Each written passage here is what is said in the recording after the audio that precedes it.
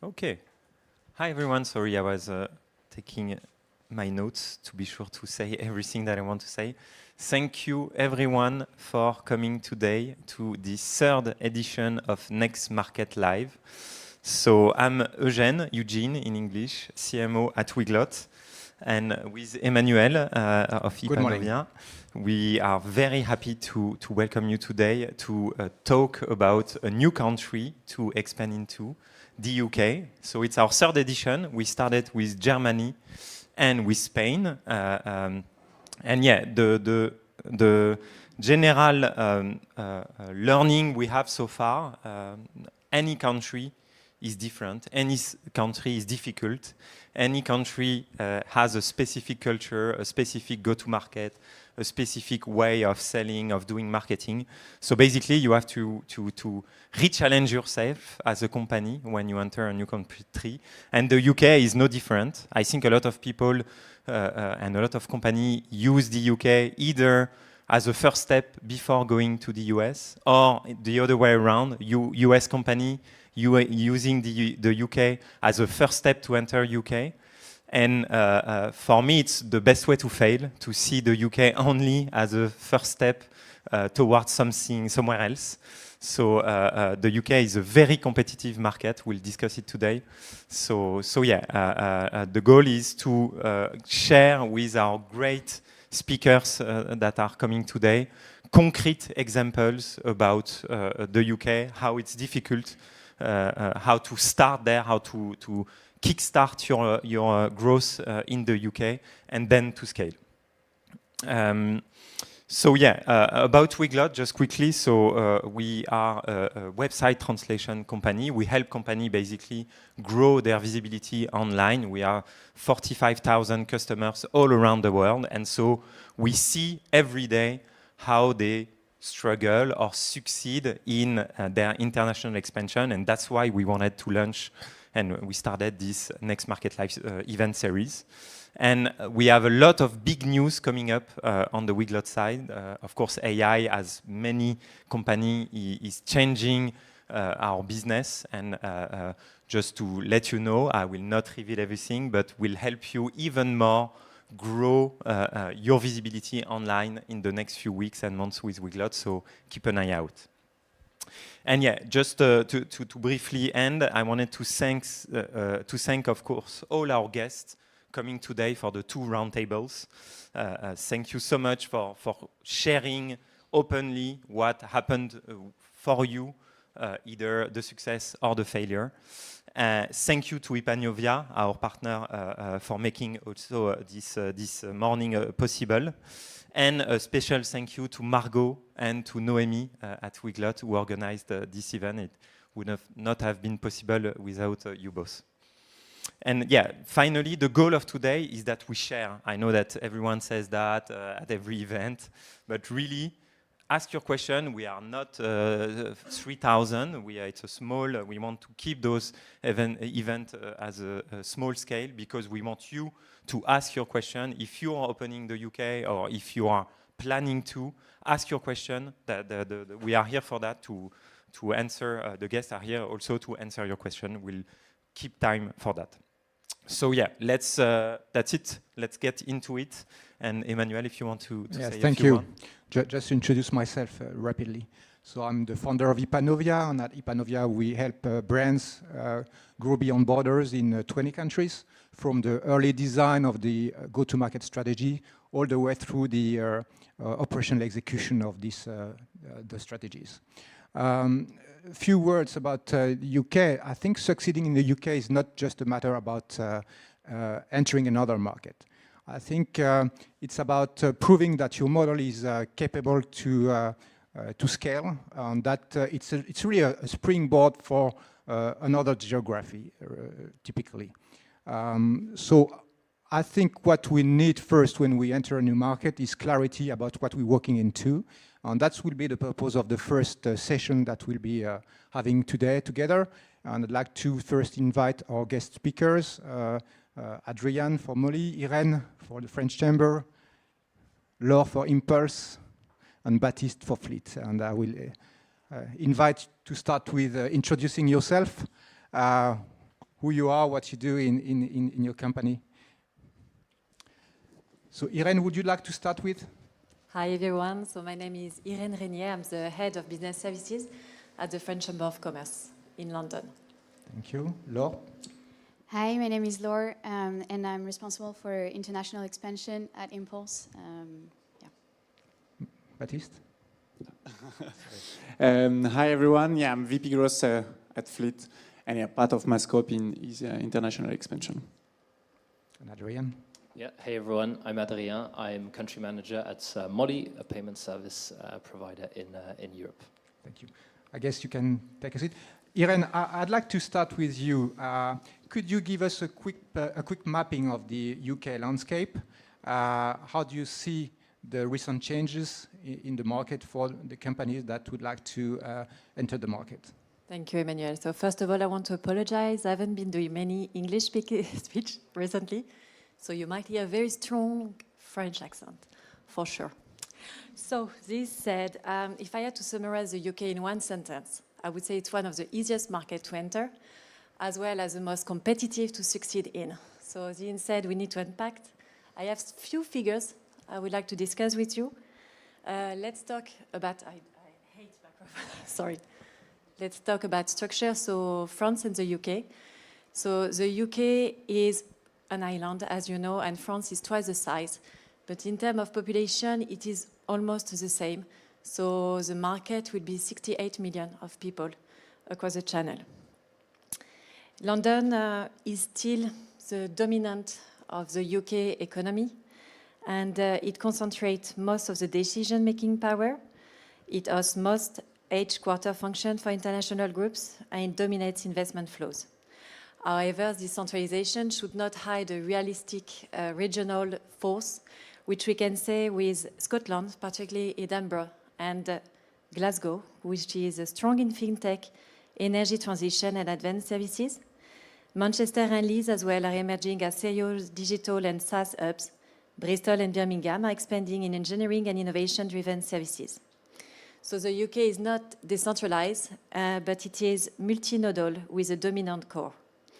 Few figures on macroeconomics, I won't bore you, but the UK economic is not stagnant, so we've got figures around 0.5, 1.2 annual growth. This is lower than the US for sure, but it is still very interesting to say, and it is more volatile than some European peers. For the key characteristic, we've got a strong service economy, as you know, around 80% of the GDP. With financial and professional services alone, we represent 12 to 15% of the GDP. We have to say that inflation and labor cost pressure are more persistent than pre-Brexit, so it is something that we need to address. However, and this is critical, the UK remains one of the largest digital economies in Europe, ahead of Germany and France on share of GDP in digital services. And it is Europe's leading venture capital destination. It captures around 40 to 50% of all European venture capital investment, and London is consistently ranked #1 VC city in Europe. This explains why so many scale-up choose the UK as a financing getaway. I want to address Brexit, because we moved past the emotional phase, and today Brexit is a structural operating environment. What changed for businesses? It is an increased regulatory divergence. So you have to be aware that the rules are changed in data, employment, product compliance, and depending on sector. There is a higher operational friction for goods-based businesses, but very limited friction for SaaS and digital services. And we've got a stronger UK that push for regulatory autonomy, particularly in tech, AI, and financial services. And for the French presence in the UK, I don't know if you're aware, but there is over 3,800 French subsidiaries in the UK. So this is the data for 2023. And there is around 400,000 people who are employed directly or indirectly by French groups in the UK. So France remains one of the top foreign investors in the UK alongside the US and Germany. And this is in very diversified sectors. So we will find French companies in energy and infrastructure, financial services, retail and consumer goods, and increasingly in SaaS, cybersecurity, AI, and industrial software. So we are not talking about a marginal corridor between our economy, but a deeply embedded economic relationship. And last, I want to discuss about distribution. And many of you know about the fact that the UK is saturated in agency and reseller model, and it is extremely competitive on channel access. So I wanted to mention that what works better today, it is direct sales presence, and I'm sure the panel will be pro on this. Even a minimal presence changes everything. It gives you local credibility. You can have case study, UK references. We are massive importance here. Strategic partnership, but not generic distribution. And there is a vertical specific entry strategy in health, fintech, energy, etc. that we have seen with regional hubs that can give you the boost. In other words, you are not entering an open distribution market. You are entering a relationship-driven, trust-heavy ecosystem. And I have 3 final remarks. So the UK is still the most liquid entry point to the European digital economy, but it's not the easiest one to penetrate. Brexit has not reduced opportunity. It has increased the need for precision and localization. And finally, the UK does not reward presence. It rewards relevance. Thank you for the opening remark. Thank you very much for those insights, Irene. I have a first question for all of you. When and why did you decide to enter the UK market? I think, Laura, that was your first international market. Could you maybe start with? Yes, exactly. So just to give a bit of context, at Impulse, we're young, I may say, startup or scale-up. We're a company of 40 people, all based in Paris. And we decided to expand into the UK last year, end of 2025, after reaching a point where we became market leaders in France. And our expansion strategy could have been both ways. We had the choice between keeping on developing the French market, but developing another segment. Maybe here a bit of context is needed. We sell SaaS hospitality tech product to restaurant and bakery groups. And we're only selling to groups, and we could have decided to sell to independent restaurants. That was one option, or the other option was to keep our product like it is, but to expand into another market. And that's the one we decided to go for. And why the UK? So at this stage, when we decided to expand to keep the growth in the company, we analyzed basically 3 main things into many European markets. We knew we wanted to stay in Europe because obviously it was the first step. And the UK turned out to be the one which has the biggest market potential for us, being the European market where we have the largest number of restaurant and bakery chains, obviously. So market size was definitely the most attractive in Europe. Then we analyzed maturity of the market, and we realized that obviously the UK buyers are very into tech, and they know what they're buying, which is essential for a product like us that's very complex. And the third one, and I think we're going to talk about it, was competition. And it is a market that it's obviously highly competitive, but we also realized that the competition we were going to face in the UK was similar to the one that we have faced in France, and we could overcome it. So we were confident that we would be able to overcome it in the UK as well. Thank you. Adrian? Yeah, so for us, the UK was launched in 2021.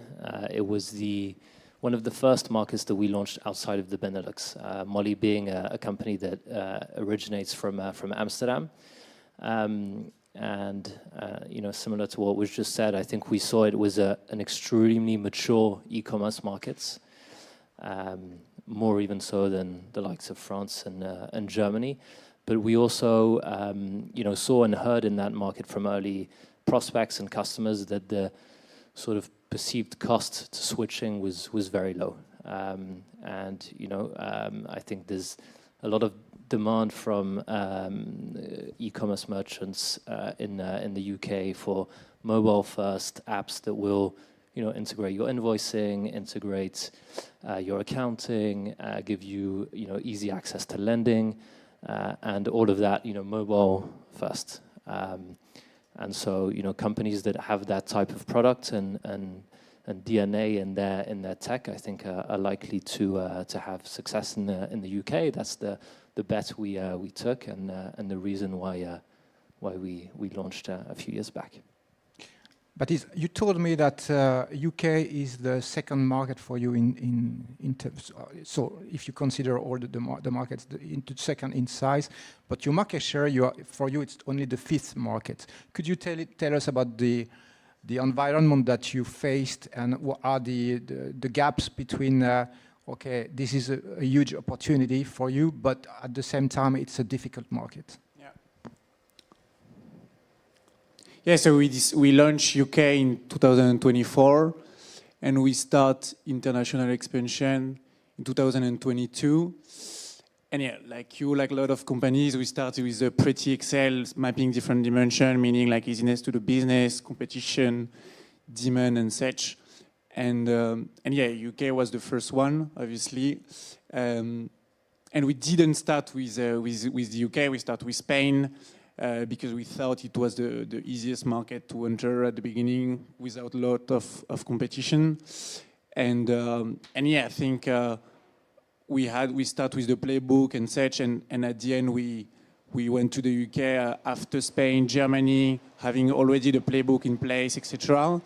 And what we are seeing right now is that, yeah, I think UK is tough. For us, it's not easy. There is more and more competition. What I'm seeing is that, yeah, it's super crowded. A lot of people, a lot of companies try to enter into the UK. And if we see the news as well, all big tech companies right now are opening a hub in London, like Cursor, like Lovable. I think this is now the main market for sure in Europe. So for example, if we talk about some acquisition channel, like outbound, it's super crowded. Like a lot of people are being called every day. So yeah, I think it's not easier to succeed in the UK. You need a lot of ingredients, So far it's working, but I wouldn't say that it's working really, really well. Yeah, maybe we will deep dive a bit into that after. Irene, do you see a lot of changes recently that are shaping the business in the UK for foreign companies that are willing to enter the market? I would say not really. It has always been competitive. So I've been in the UK for 14 years. So I've been, lengths of time who allow me to see not many changes. I would say that definitely the pressure for employing people in the UK have been a huge difficulty for some companies, and then to reinvent themselves. And they have to be more creative. Something we discussed was merger and acquisition. So why not buy already, something plug-in with already people in place that I'm sure they can work in the UK and I won't need a visa. Some companies, when they want something, even if it's difficult, they will find a way of doing it. So I would say it hasn't changed. It's a bit more complex, maybe a tiny bit. It costs a bit more just to apprehend the market. But overall, same as business as usual. So do you think we can approach this market cross borders, or do we need to hire someone locally in the market? And if we need to hire someone, what type of person can we find on the market? Do we need to go for a young engineer that we move to the UK, or do we need to find a senior person in the UK? Who has experience on hiring people there and on checking the market? Yeah, maybe I can go on this one. I think for us, our playbook when launching in every market has always been first talking to the prospect and the customers, and this is actually a mistake we made early on in the UK, which is hire a full-fledged team of 5-6 salespeople. We didn't have the product wasn't ready. The talent got frustrated. They left. We had to rebuild the product, hire again. So that's definitely a mistake that now we avoid in all our new market launches. So I think before we even think about hiring, validating the product market fits is key. And so there we typically try and find 5 new prospects, customers who we can offer our product to for free or at a nice discount, and get an interview with them right after their onboarding, after 30 days, to really validate that the product we have is what they're looking for. And I think a mistake maybe that we've made and some companies may make is making that first hire too fast. So I'd start with that. And then the type of hire that has really worked for us in most markets, and UK included, is really like the sort of Swiss knife, type of hire that can do sales, can also, go talk to some partners locally. I think, and you mentioned the importance of Scotland. This is something we've seen as well with a lot of partners based up there. So yeah, someone who's versatile and who can have several different caps is a better approach than trying to hire, one person in sales, one in partnerships, one in marketing to begin with, right? And we're talking about the first 6 to 12 months, and after that, the suggestion would be to try and specialize. Laura, would you like to add something? Yes, at Impulse we also had this dilemma. Should we hire someone in Paris who's going to be working on the UK market, or should we hire someone based in London? But obviously that adds complexity. And we decided to have a first hire in London. Our product was easily translatable to another market, so we just had to translate the product, change time zone and currencies, and we were convinced that it would work. And we discussed with many partners to know what their strategy has been when they expanded, and we have seen both. Our choice was to hire someone into the UK because we wanted the first hire to know the sales culture, to know what how people are buying there. And we also had this conviction that the UK was a market that we would have to go into anyways, so it would just be investing into an office or a first person there. But in the end, we would really want to have an office in the long term. So that was not an easy choice, and it adds complexity, obviously, especially now that Brexit has came and legal hiring is harder, but yeah. I think, Baptiste, you have a specific experience. I think you moved back some of your people from UK to Barcelona. Could you tell us why? What is related to cost issues or to competences issues? Yeah, so I think to your first question, can you start just by selling from overseas? I think it doesn't work. The market being super crowded, you need to have someone on the ground that meet partners, that do some events, that basically create the brand. I think in the UK it's even more important because probably you will face like some strong competition. And us, it was like, at some point we were probably in 4 to 5 countries, and we thought, okay, like we used to have like 5 to 6 person in each country. At the end, does it make sense to keep 5 to 6 person in 4 to 5 different countries, or versus creating a hub, so we decided to move everyone to Barcelona. After 2 years in the UK, 4 years in Spain, 3 years in Germany. So we already had kind of built a brand, built the partners. But I think in the UK we were only for 2 years, and we're suffering a bit from that now because we're doing more like classical channel, like outbound and such, and we're seeing that we didn't do enough work like on the ground. So the whole point, I think, at the end is like, you need to be on the ground, you need to go meet your customer, you need to do some event and such. And for me, I'm not seeing a company like selling in the UK from overseas that's really succeeding. I think, Irene, it needs quite some investments, both when hiring someone, but also entering the market needs significant investments when looking at the UK. It all depends, and I just wanted to rebound, on what you said, Adrien, when you said that you hire straight, a whole team of 6, but the product was not ready, I think you mentioned, and it's impossible in the UK because of the competition. I mean, you will have the Swedish, that will be there, the German, who are amazing, the Spanish, everyone is there. So if you're not ready, don't go. I mean, spare your money. There is no point. You have to be plugged really to get in, and everything is just smooth and after a great sales team.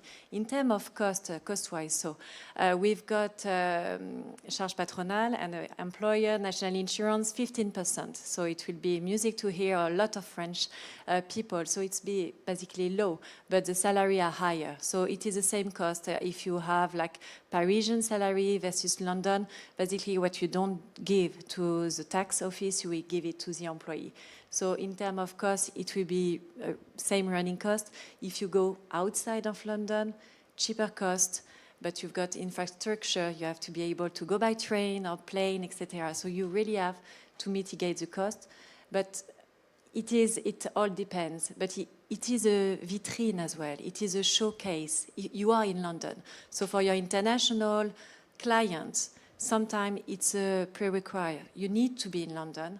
I see it a lot in fashion industry, in the pharmaceutical world as well.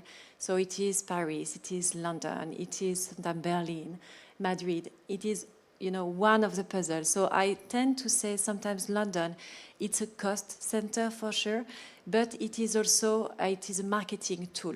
It will prove that you can be, everywhere, and it allows you to enter different markets you wouldn't have thought. Canada. Not just the US, but Australia as well, Japan. You have to think not just the UK. It is very un tremplin to go abroad. Some of you mentioned the necessity to have a ready product before entering the market. I think, Laure, you had to look at specificities like allergens and for your products. I think yourself, Adrien, you had to look at the way you communicate with the final customer. So could you tell us what did you do to adapt your products or services? Yes, exactly. So when I mentioned that our product was easily usable in the UK, it's true. But we realized when talking to prospects that we had to build on some features that our competitors had that was very specific to the UK market.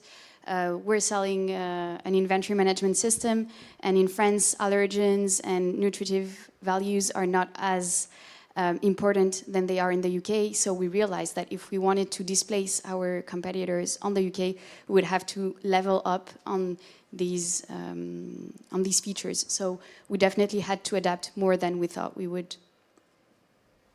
Yeah, I think, Irene, you alluded to it. The competition is very high, so the standards are extremely high as well.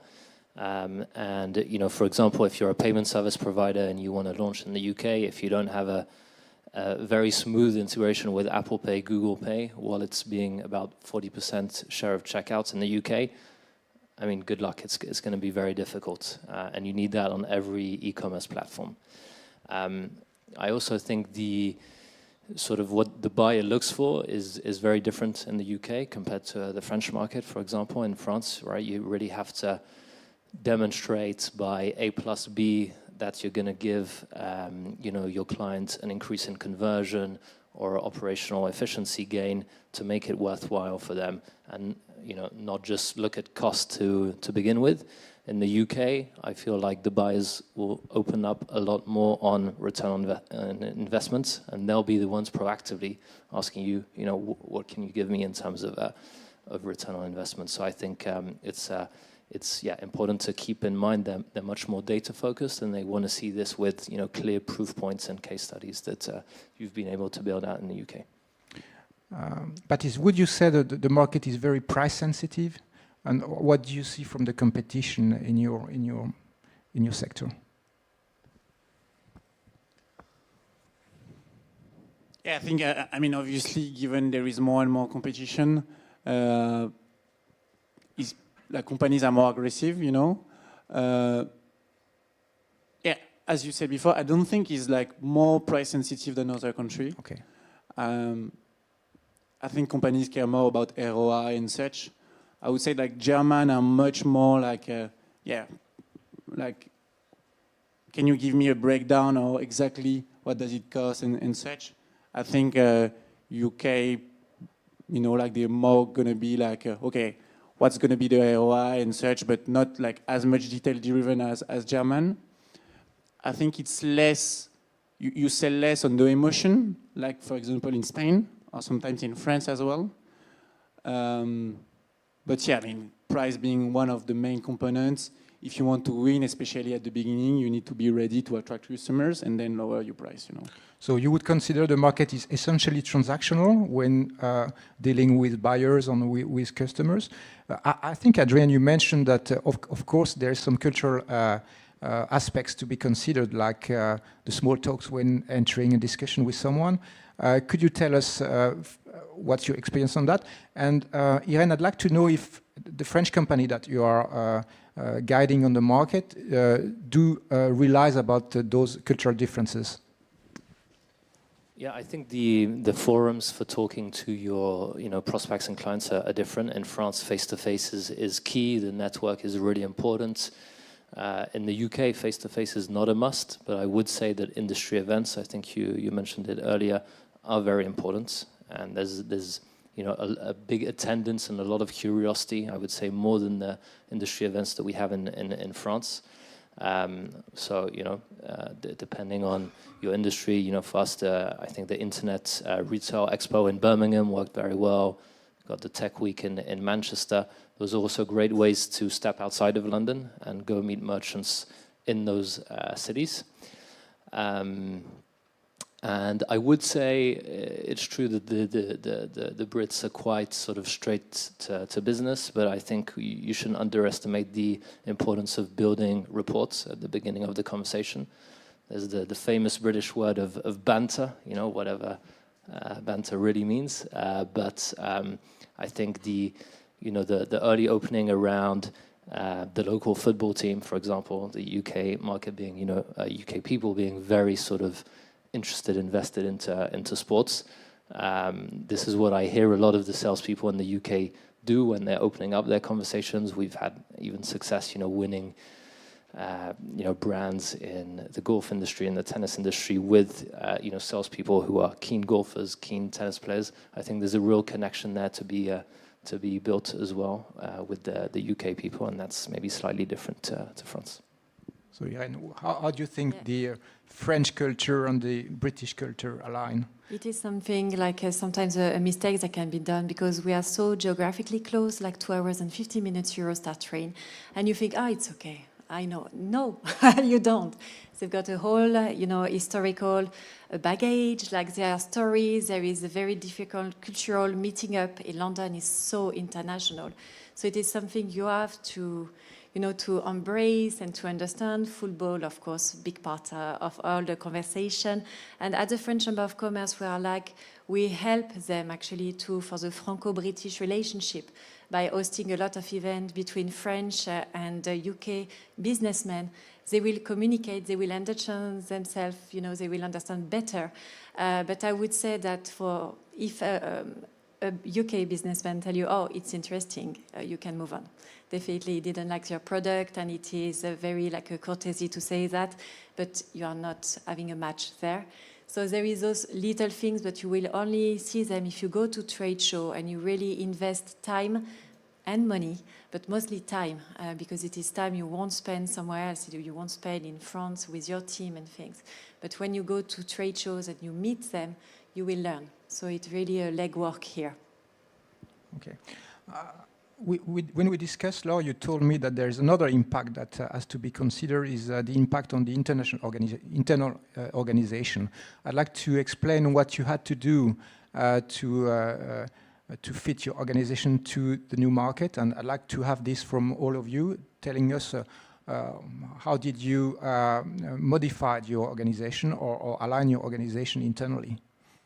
Yes, so there's something that we had not realized when we decided to hire a UK colleague, is that obviously he would not speak French, and we're all based in Paris, we all speak French, all the company language knowledge was in French, the meetings were in French, and at some point he signed the contract and we realized that he was arriving in 2 weeks and that everything was in French.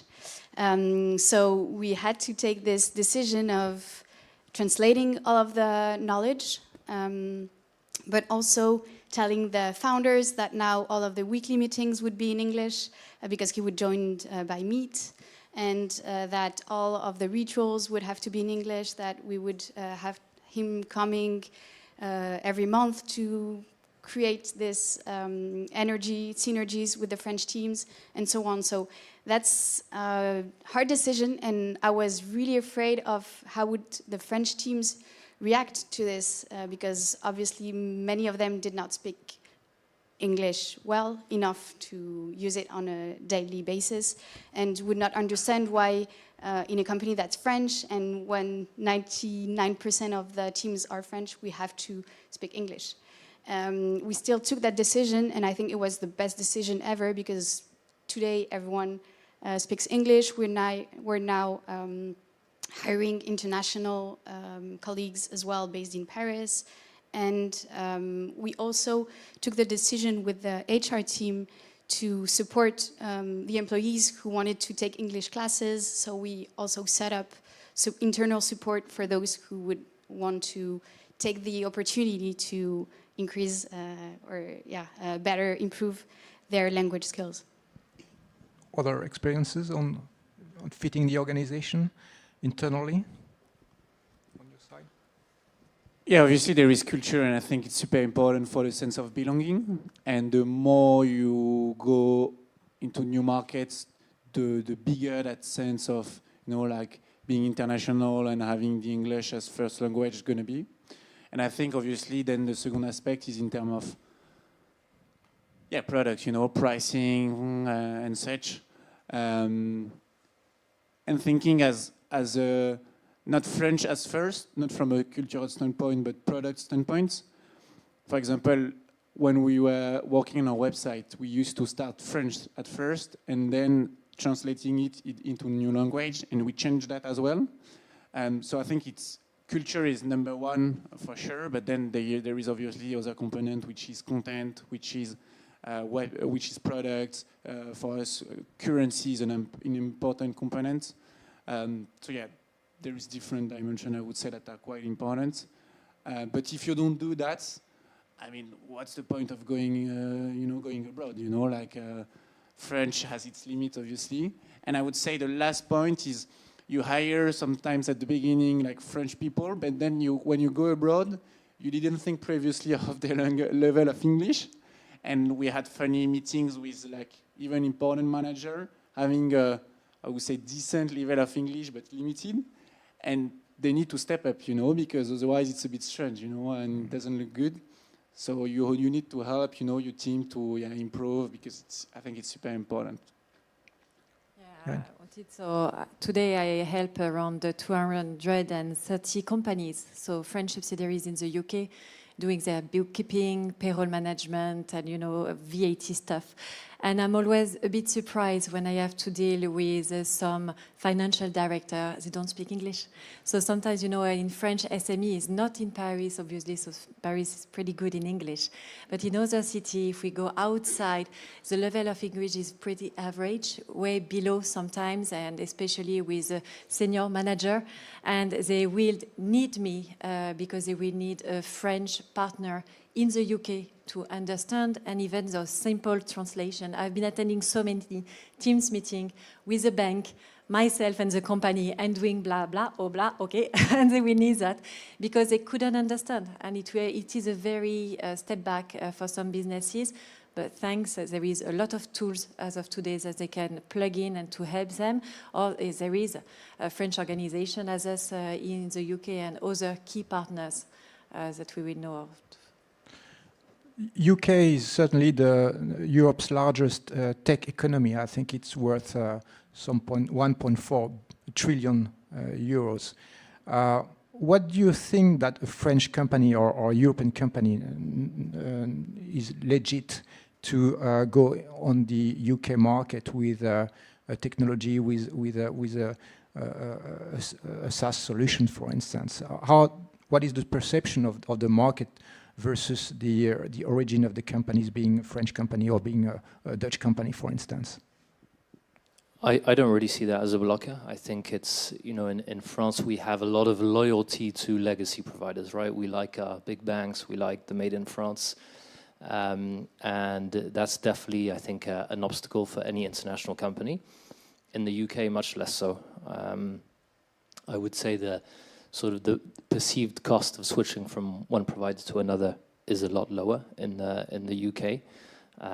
As we were saying earlier, once you come with the right product and clear metrics on return on investment.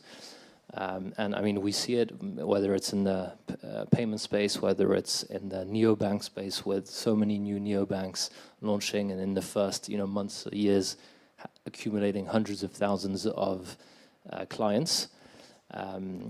So yeah, I don't see the international etiquette as an obstacle.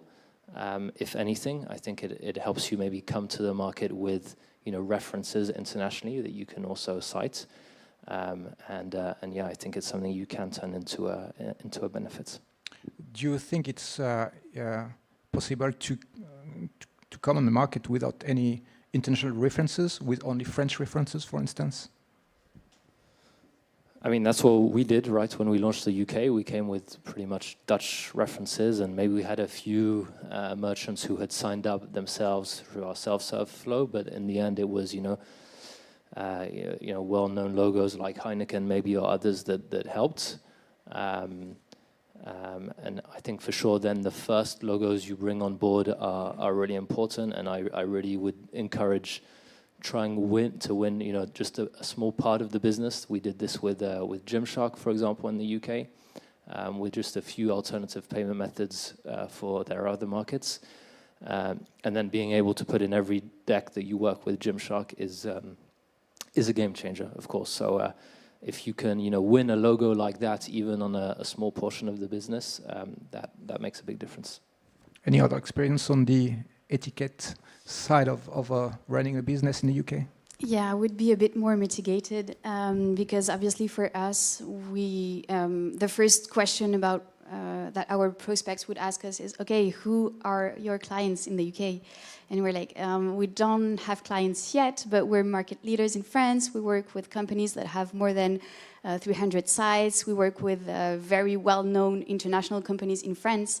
And they would obviously ask for a UK reference. So for the first customers, they were really hard to get, to be honest, because we didn't have local presence. And we had to invest a lot in them in order for them to accept to start working with us and being our first references, obviously. Baptiste, did you experience some issues going into the market? I understood you had some issues with fraud problems. So if you want to create a subsidiary or company in the UK, it's quite easy, You just go on company house and I think in a matter of days it's done. 1-2 days I would say, and then you just need to wait additional few days to have your VAT number. But the downside of that is that there are a lot of company created and a lot of fraud. So us doing leasing of IT equipment, we work with bank, and obviously the number of fraud attempts is much bigger. I think it's 5x comparing to other country. So you need to have a stronger KYC and such, but you don't imagine the level of creativity that sometimes companies have to try to to have to benefit from you, and I think you need to have that in mind, because it's when you enter as a French company, you don't have a clue about it. So you need to change a bit your approach, your infrastructure, and especially when you're working with bank, if you don't pay attention to that, they can shut you down within a matter of days. Actually, this is what happened with some of our partners. And we had to negotiate quite a lot, build a case and such. So yeah, I would say it's something really important in the UK that's totally different from other markets.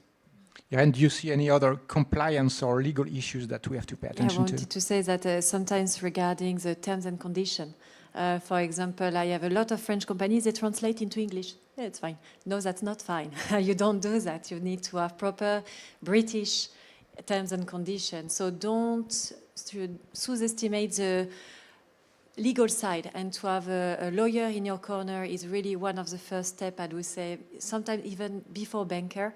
And you will be amazed at the British solicitor I work with, they really go deep to help the companies. I had one of my clients who had an issue with American Express, and they fought like crazy for 50K, which was not, a minimum sum, and they succeed in getting in. So a lawyer is really important to have, and I think it was on the first key contact that we have. And I always introduce my client to law firm, and I tell them I will present to you like 3 of them, and the one you've got the best feeling, go with them, because it's someone who will follow you for the years to come. Every time you will have an issue, you will phone them. They will be a trusted advisor for going forward.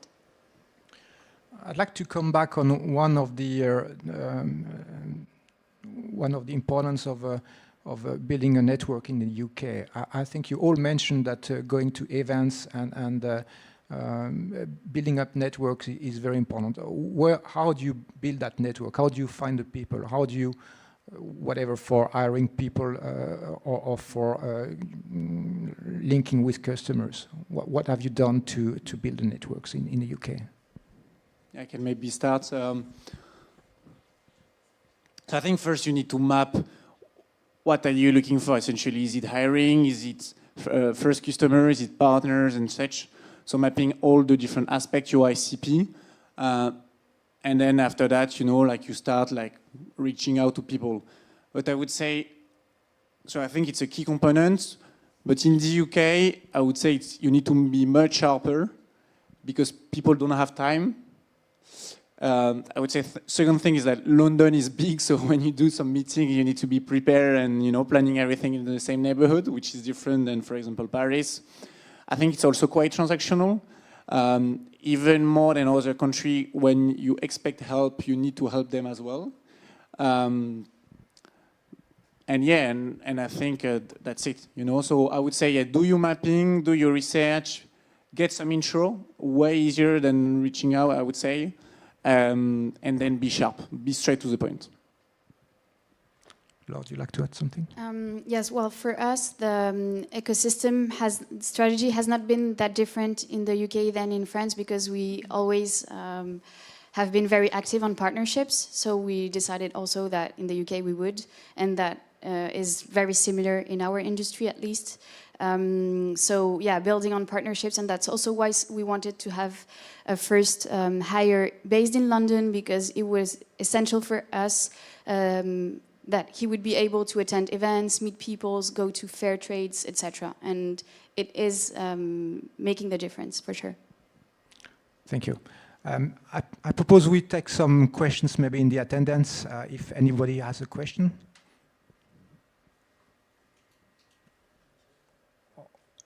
Oh, yes?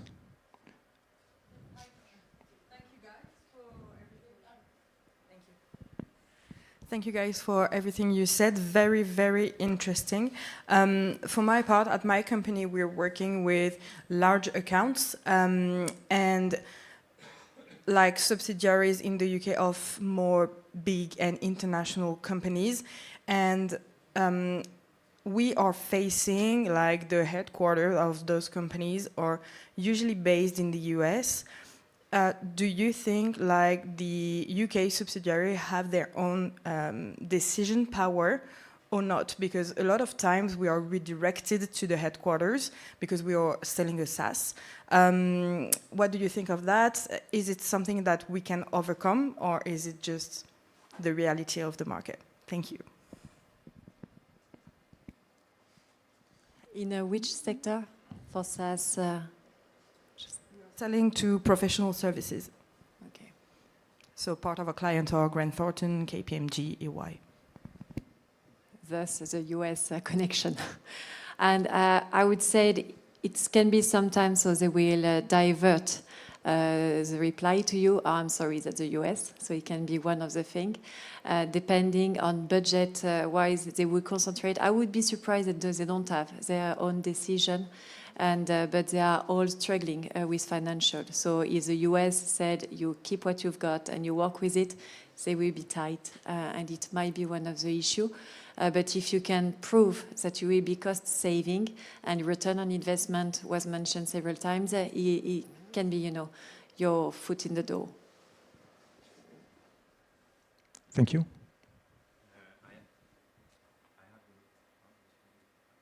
I have a quick question about partnerships. We're going to talk about it in the second roundtable. But yeah, you mentioned, Irene, how it can be crowded also, the going through partners. But did you try to use partner to enter? We see quite a few companies that use partner as a first step to test the market, and local partners, they have the trust of the local buyers. Have you tried that? Yeah, I think the market being super crowded and outbound is being difficult. I think partnership is really a good channel that works actually really well for us, because you rely on a local brand and you rely also, you benefit from the work that the company already have done. So I think, yeah, definitely it works in the US as well for us. Yeah, partnership is, if you done it properly, meaning like you need to be win-win, you need to meet your partners and building the trust, but if you do it well, yeah, definitely. Yeah, maybe I can add to that. For us, partnerships is about 70% of our new business in the UK, so it's huge. I think it's important also to segment the different partner types you can have. We work a lot with web development agencies, for example, right? Who will refer new business to us. And then there's also the SaaS companies who will embed their payments and white label your solution directly. And that's much more of sort of a hands-off partnership type. So yeah, I think good to identify the different channels where you can distribute your product through. But yeah, the UK, we talked about the maturity of the market. The partnerships ecosystem is also very, very developed there. Thank you very much. So we'll conclude. We have also some questions from the live stream. We have a question from the live stream from a renewable energy technology company based in France, providing power conversion solutions globally. What would be the first steps you would recommend to expand into the UK market? I guess the question goes to Irene. Depending on what to say, I will contact the UK embassy actually in Paris and to let them know about the project. And if you will be creating, workforce in the UK, they will be very interested to discuss with you. And it's very important to do the mapping of where the best hub to launch will be. I will go to Scotland, but it will be like a favorite. What not? Like rugby, and but definitely yes, just a UK embassy or any company who have done the move before, and just open discussion about it. And we have actually another one. As an SEO entrepreneur from Bangladesh, they're asking if they know of program or network supports for international founders seeking collaboration or strategic partnership. Who should they go to as a first step to actually discover the market as an SEO founder? Good question. London and partners with me, maybe if they want to launch in London specifically. And there is a broad, and we haven't mentioned, there is so many trade associations. So some in France, I'm sure you are part of some trade association and you do networking. Do not forget, all countries are similar. So they have their trade association. So you have to really go and see them. You go on their website, basically. And if you go out and say, I don't know who that is, look at your biggest competitor and you go to the bottom and you will see the federation or the association they are with. And after you just contact them and you will work your network here. And at the French Chamber, we are a broad network, so we are multi-sectors. And it could be also an entry point but you have to get, and I told that before, into your segment. So if you are doing health tech, if you are going the energy sector and think, and you stick to it, because you will have better result than if you said, I will do everything. I can do everything. You can't. It's impossible. It will be too much time costing. Thank you very much. So I'd like to thank all our guest speakers for the very interesting insights. We'll do a break for 30 minutes and then we'll start the second session. Thank you very much. Thank you. Julia, I think you're Spanish with the French culture, so you have both sides of the picture. Could you tell us about how you measure the way doing business in Spain? Is it more relationship driven or more transactional driven, like in the in UK or in the German countries, for instance? Yeah, so for the fun facts, well, I'm Spanish, but I've been like raised kind of in France, so I'm like both.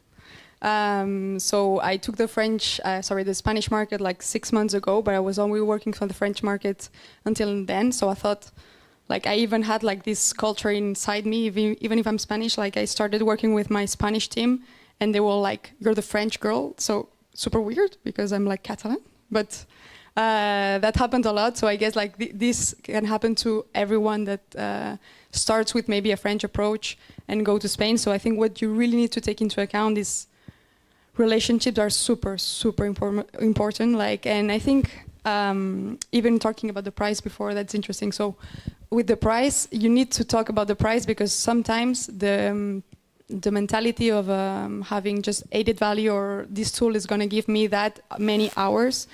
Of course, they're going to think about that. They have a business, but I think the relationship part, the informality of everything is super important to them. And you don't need to forget that. And like, I had the experience myself talking with my sales. I'm like, yeah, but like, come on, we need to close this deal because blah, blah, blah. And they're all like, yeah, but we need to convince that people, that HR, like, I have a lot of conversations regarding that. And I'm like now convinced that you really need to have a really strong human part. Even, for example, with PayFit. So we have like a support, and in France we try to have everyone talk with us by tickets. Like, so there's a chat and there's like a lot of AI now. So like it's super easy to do that on your own. And in Spain we do have that as well, but they also need to call. Like, do you need to call someone? You need to speak to someone at some point. And now we're trying to take that into account. So at some point you can still like speak to someone, and that is like really important. So I think I guess French people are the same, but you need to add like that a couple of times to really understand like how to work in Spain. Sophie, who do you think is making the decisions for a deal in Spain, in the Spanish companies? Is it a consensus is there a lot of delegation of power for the employees to make a decision for a deal, or is it really a decision done by the CEO, from your experience? Yeah, the decision-making process is something that we got a bit wrong at the beginning. I mean, we arrived with our French hypothesis, like it's going to be just like in France, but it wasn't.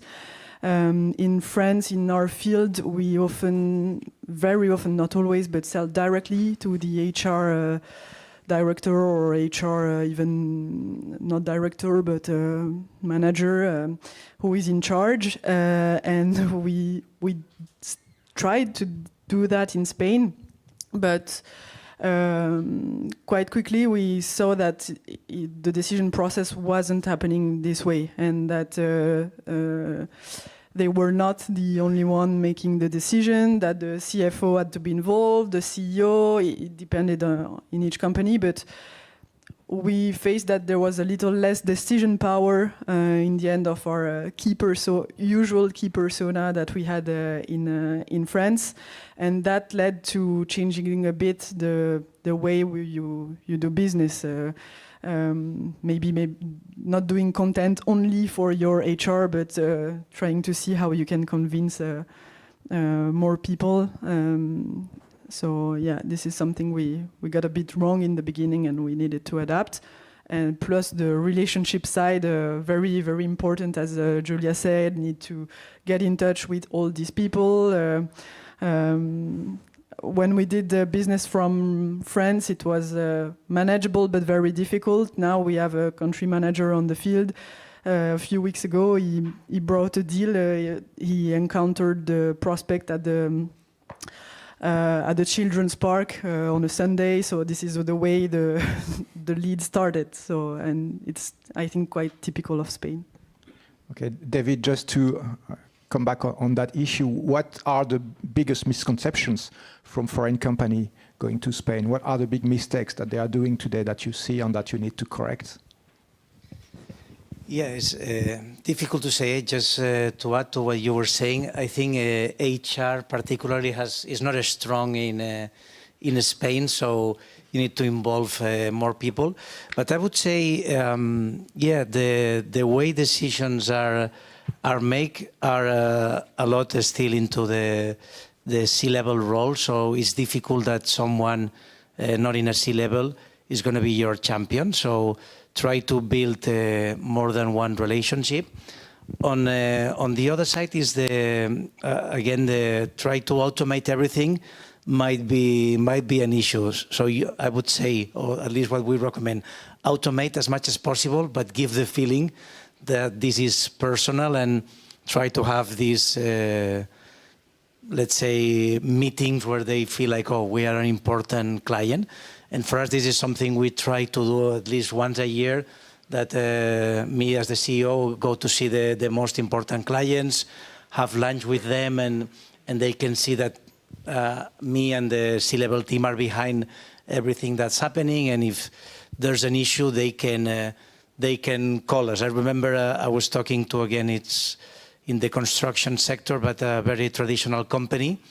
It's a family business, and now she's the CEO, but is the daughter of the founder. She was telling me, like, but I want your cell phone. I wanna know that if there's an issue, I can call you. Say, oh, yeah, you can call me. I'm not gonna have the answer, but you will be sure that I will take the phone for you. So this personal relationship is important. The other part, the cultural, I don't know. I think you can sell from France as well. So you can start from France, get the traction, and then set up in Spain. So you don't have to be in the country from day one. And the other part is the references, right? Who is your client? So I would say, okay, if you come with a company that is in, let's say, Carrefour, and you're working in France and you go to Spain, it's not that trivial that you're going to work with them. And the reference in France is going to be as good as if you have the one in Spain, because people think the markets are different, the languages are different. So I would say it's important that you try to get one or two flagship clients from Spain, or at least their Spain subsidiary that you can use and say, okay, we are already working with those 2-3 companies, and people feel like, okay, this is serious, they are already in Spain, they have references, I can trust them. So at some point you can try to convince, even if you have to low prices and get 1 or 2 clients, I think is a good strategy. Thank you very much. So let's try to see if we have a question in the attendance for Q&A. Any question to our panelists?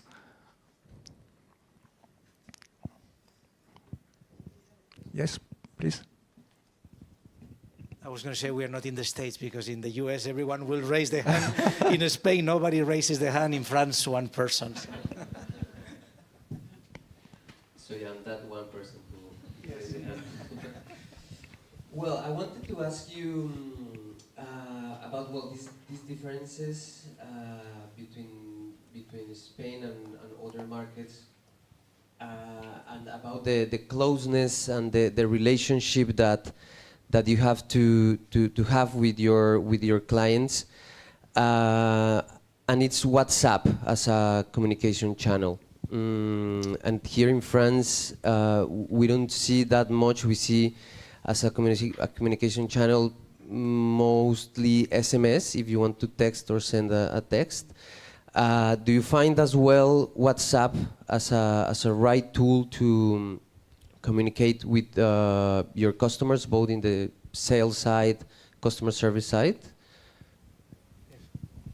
Yeah, I mean, 100%. Like, I think, for example, we developed that for our sales. We didn't have that in France. It was not like used to, and you need it to write to your prospects, or like you have a demo with some of them, and then like if you send a WhatsApp, it's going to be much easier.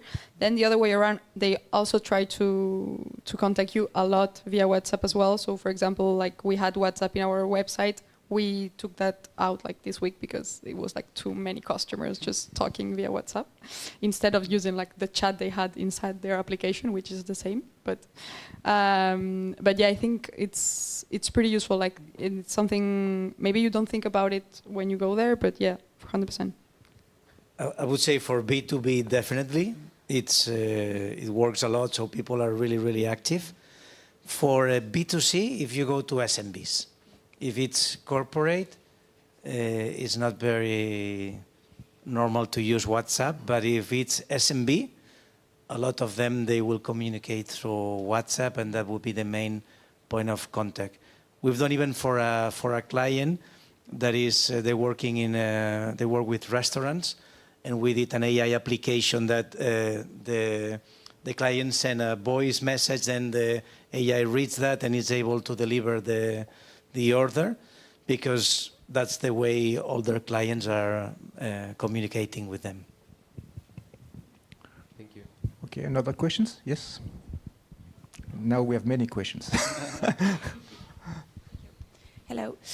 Speaking about price sensitivity, do you have any idea about the differences between France and Spain? Like, I don't know, minus 10% or 20 or 50? And did you change your offer to keep profitability?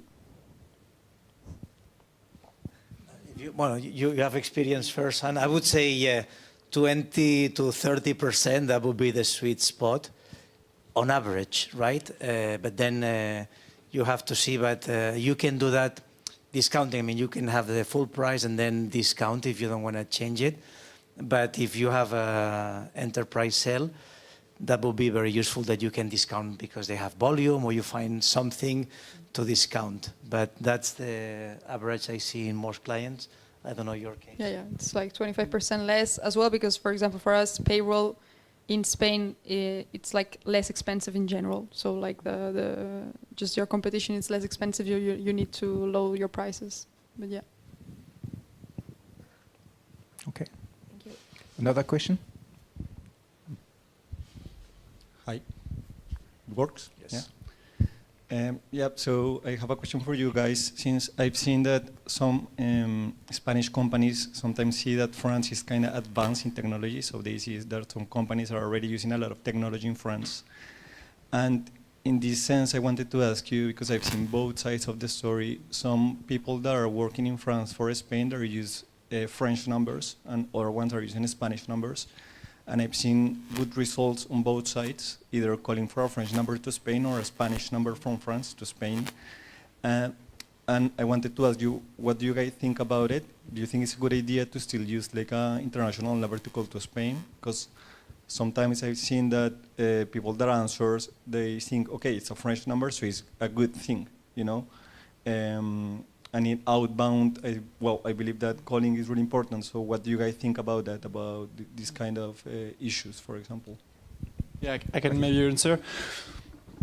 I would do plus 34 directly without even thinking. Like, the first thing people will see when you call them is the phone number, and then they will pick up, and then you can convince them.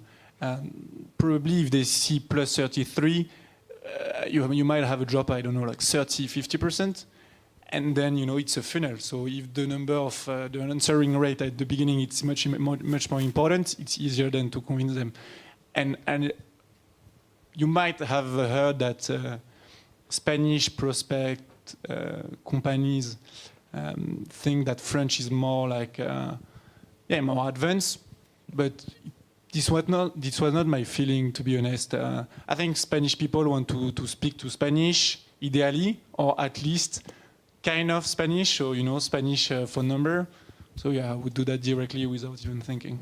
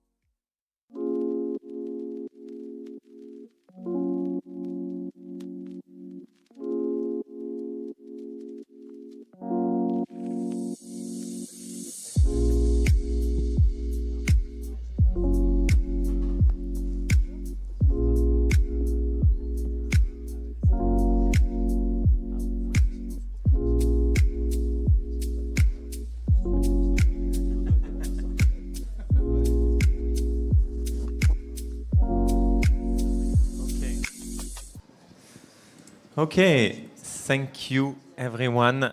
So yeah, we are coming back with the second roundtable after this short break to discuss the when you decided to enter a country, how do you win your first customers and how do you scale, which are two very important and different phrases.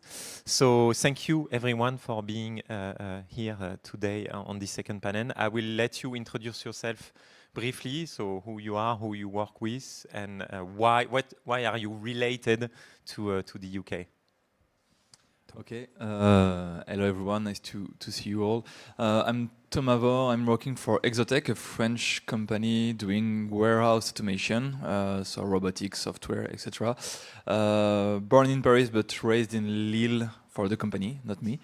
And we've been we entered the UK market 5 years ago, and I'm handling the press relationship and social media and pretty much all communications around this topic for 2 years now. Hello, Eugene, everyone. I'm Quentin. I was a CEO of Malt and a GM for the UK, where I was living for 3 years in London. And now I'm a consultant and advisor for startups. Good morning, everyone. So my name is Thibaut Bard. I'm VP for Business Development for Europe at London & Partners. London & Partners is the business growth and destination agency for London. From a business perspective, we are supporting French and international businesses to successfully expand to London and to the UK. And we are also supporting UK-based scale-ups to expand internationally from their London bases.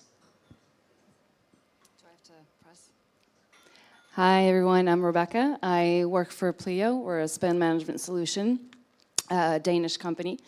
Have been in the UK for probably about 10 years. So it's not really about entering, it's more about scaling in what we're doing there today. And yeah, I've been at Pleo for about 4 years, based in Rennes, so I work remotely.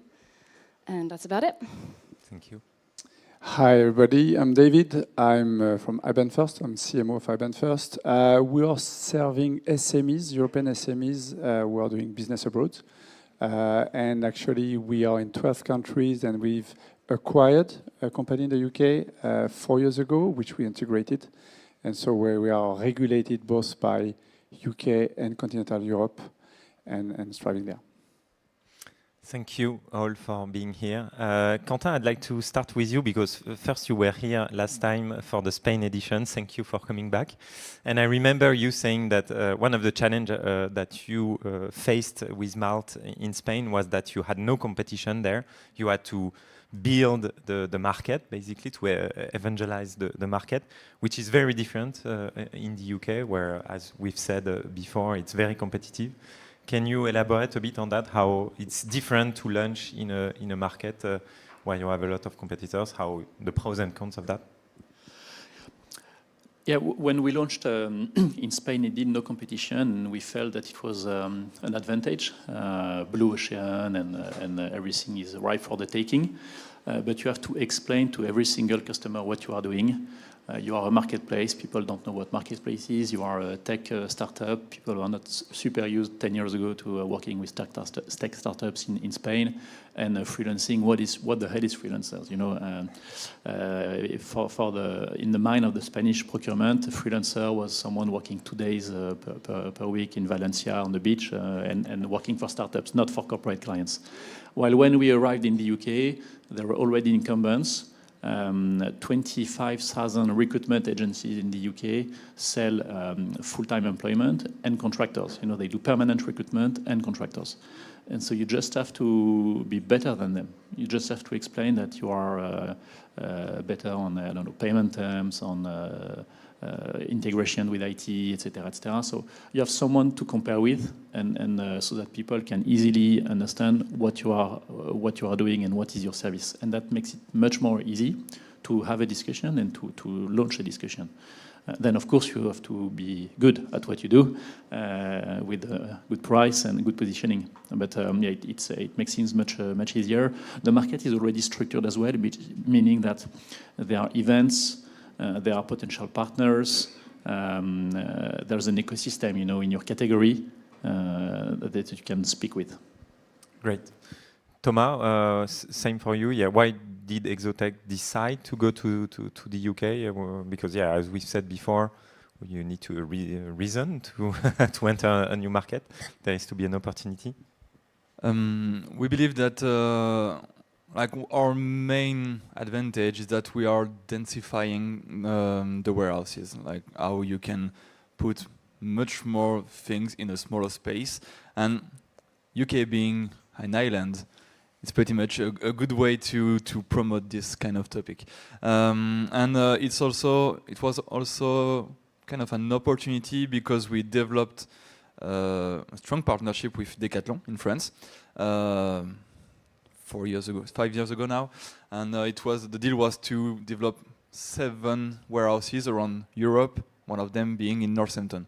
So it helped a bit. It was the target to go to the UK, but it helped a bit to have a first customer here. And after that, we keep pushing. We have new customers, but yeah, the repetitive business helped us to enter the market. Great.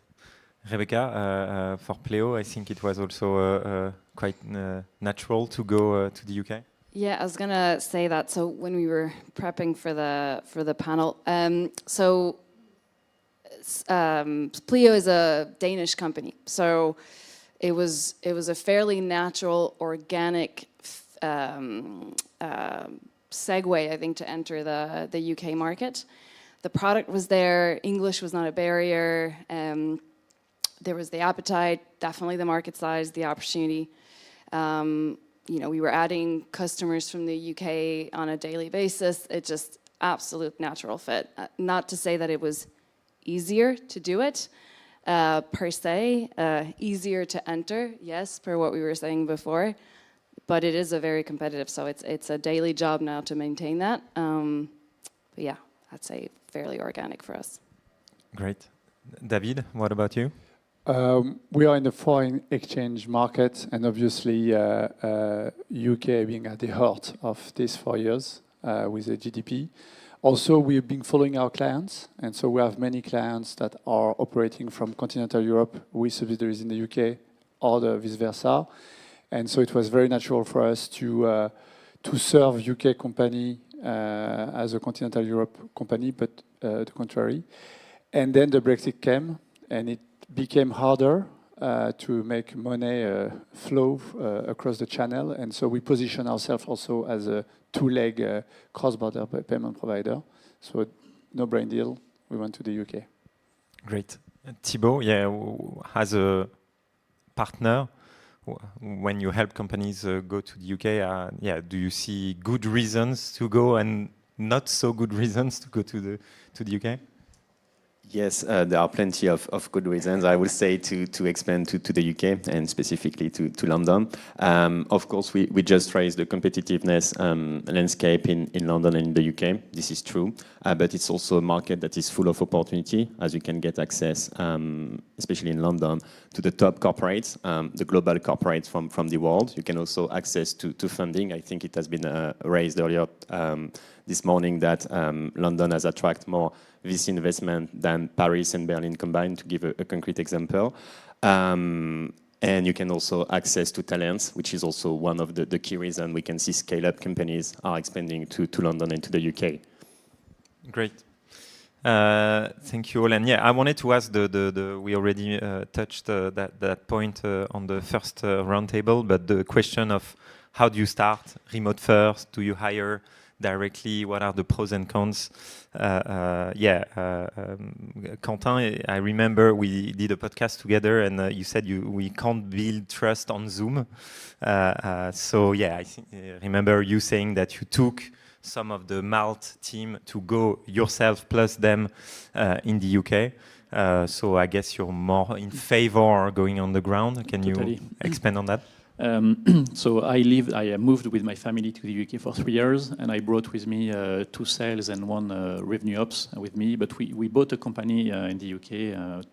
Well, there were 20 of them, and I brought all those team for the culture fit, to bring the culture and to bring people so that they live the culture. You can print many booklets on culture. It's lived. It's not read. Secondly, you can't build trust on Doom, and especially in the UK, people will never tell you what they have in mind in one-on-one. Or maybe, you know, 1 hour one-on-one, right at the end, oh, and by the way, and that's the important part, on something challenge they face, frustration they have. But at 5 p.m. you go to the pub, and after 1 beer, you learn more than all your one-on-one in a week. And if you just travel there, you will miss those opportunities to spend the time with the team not for lunch, but, you know, for the pub, etc. And it's super important to get the pulse of what the team does and feels.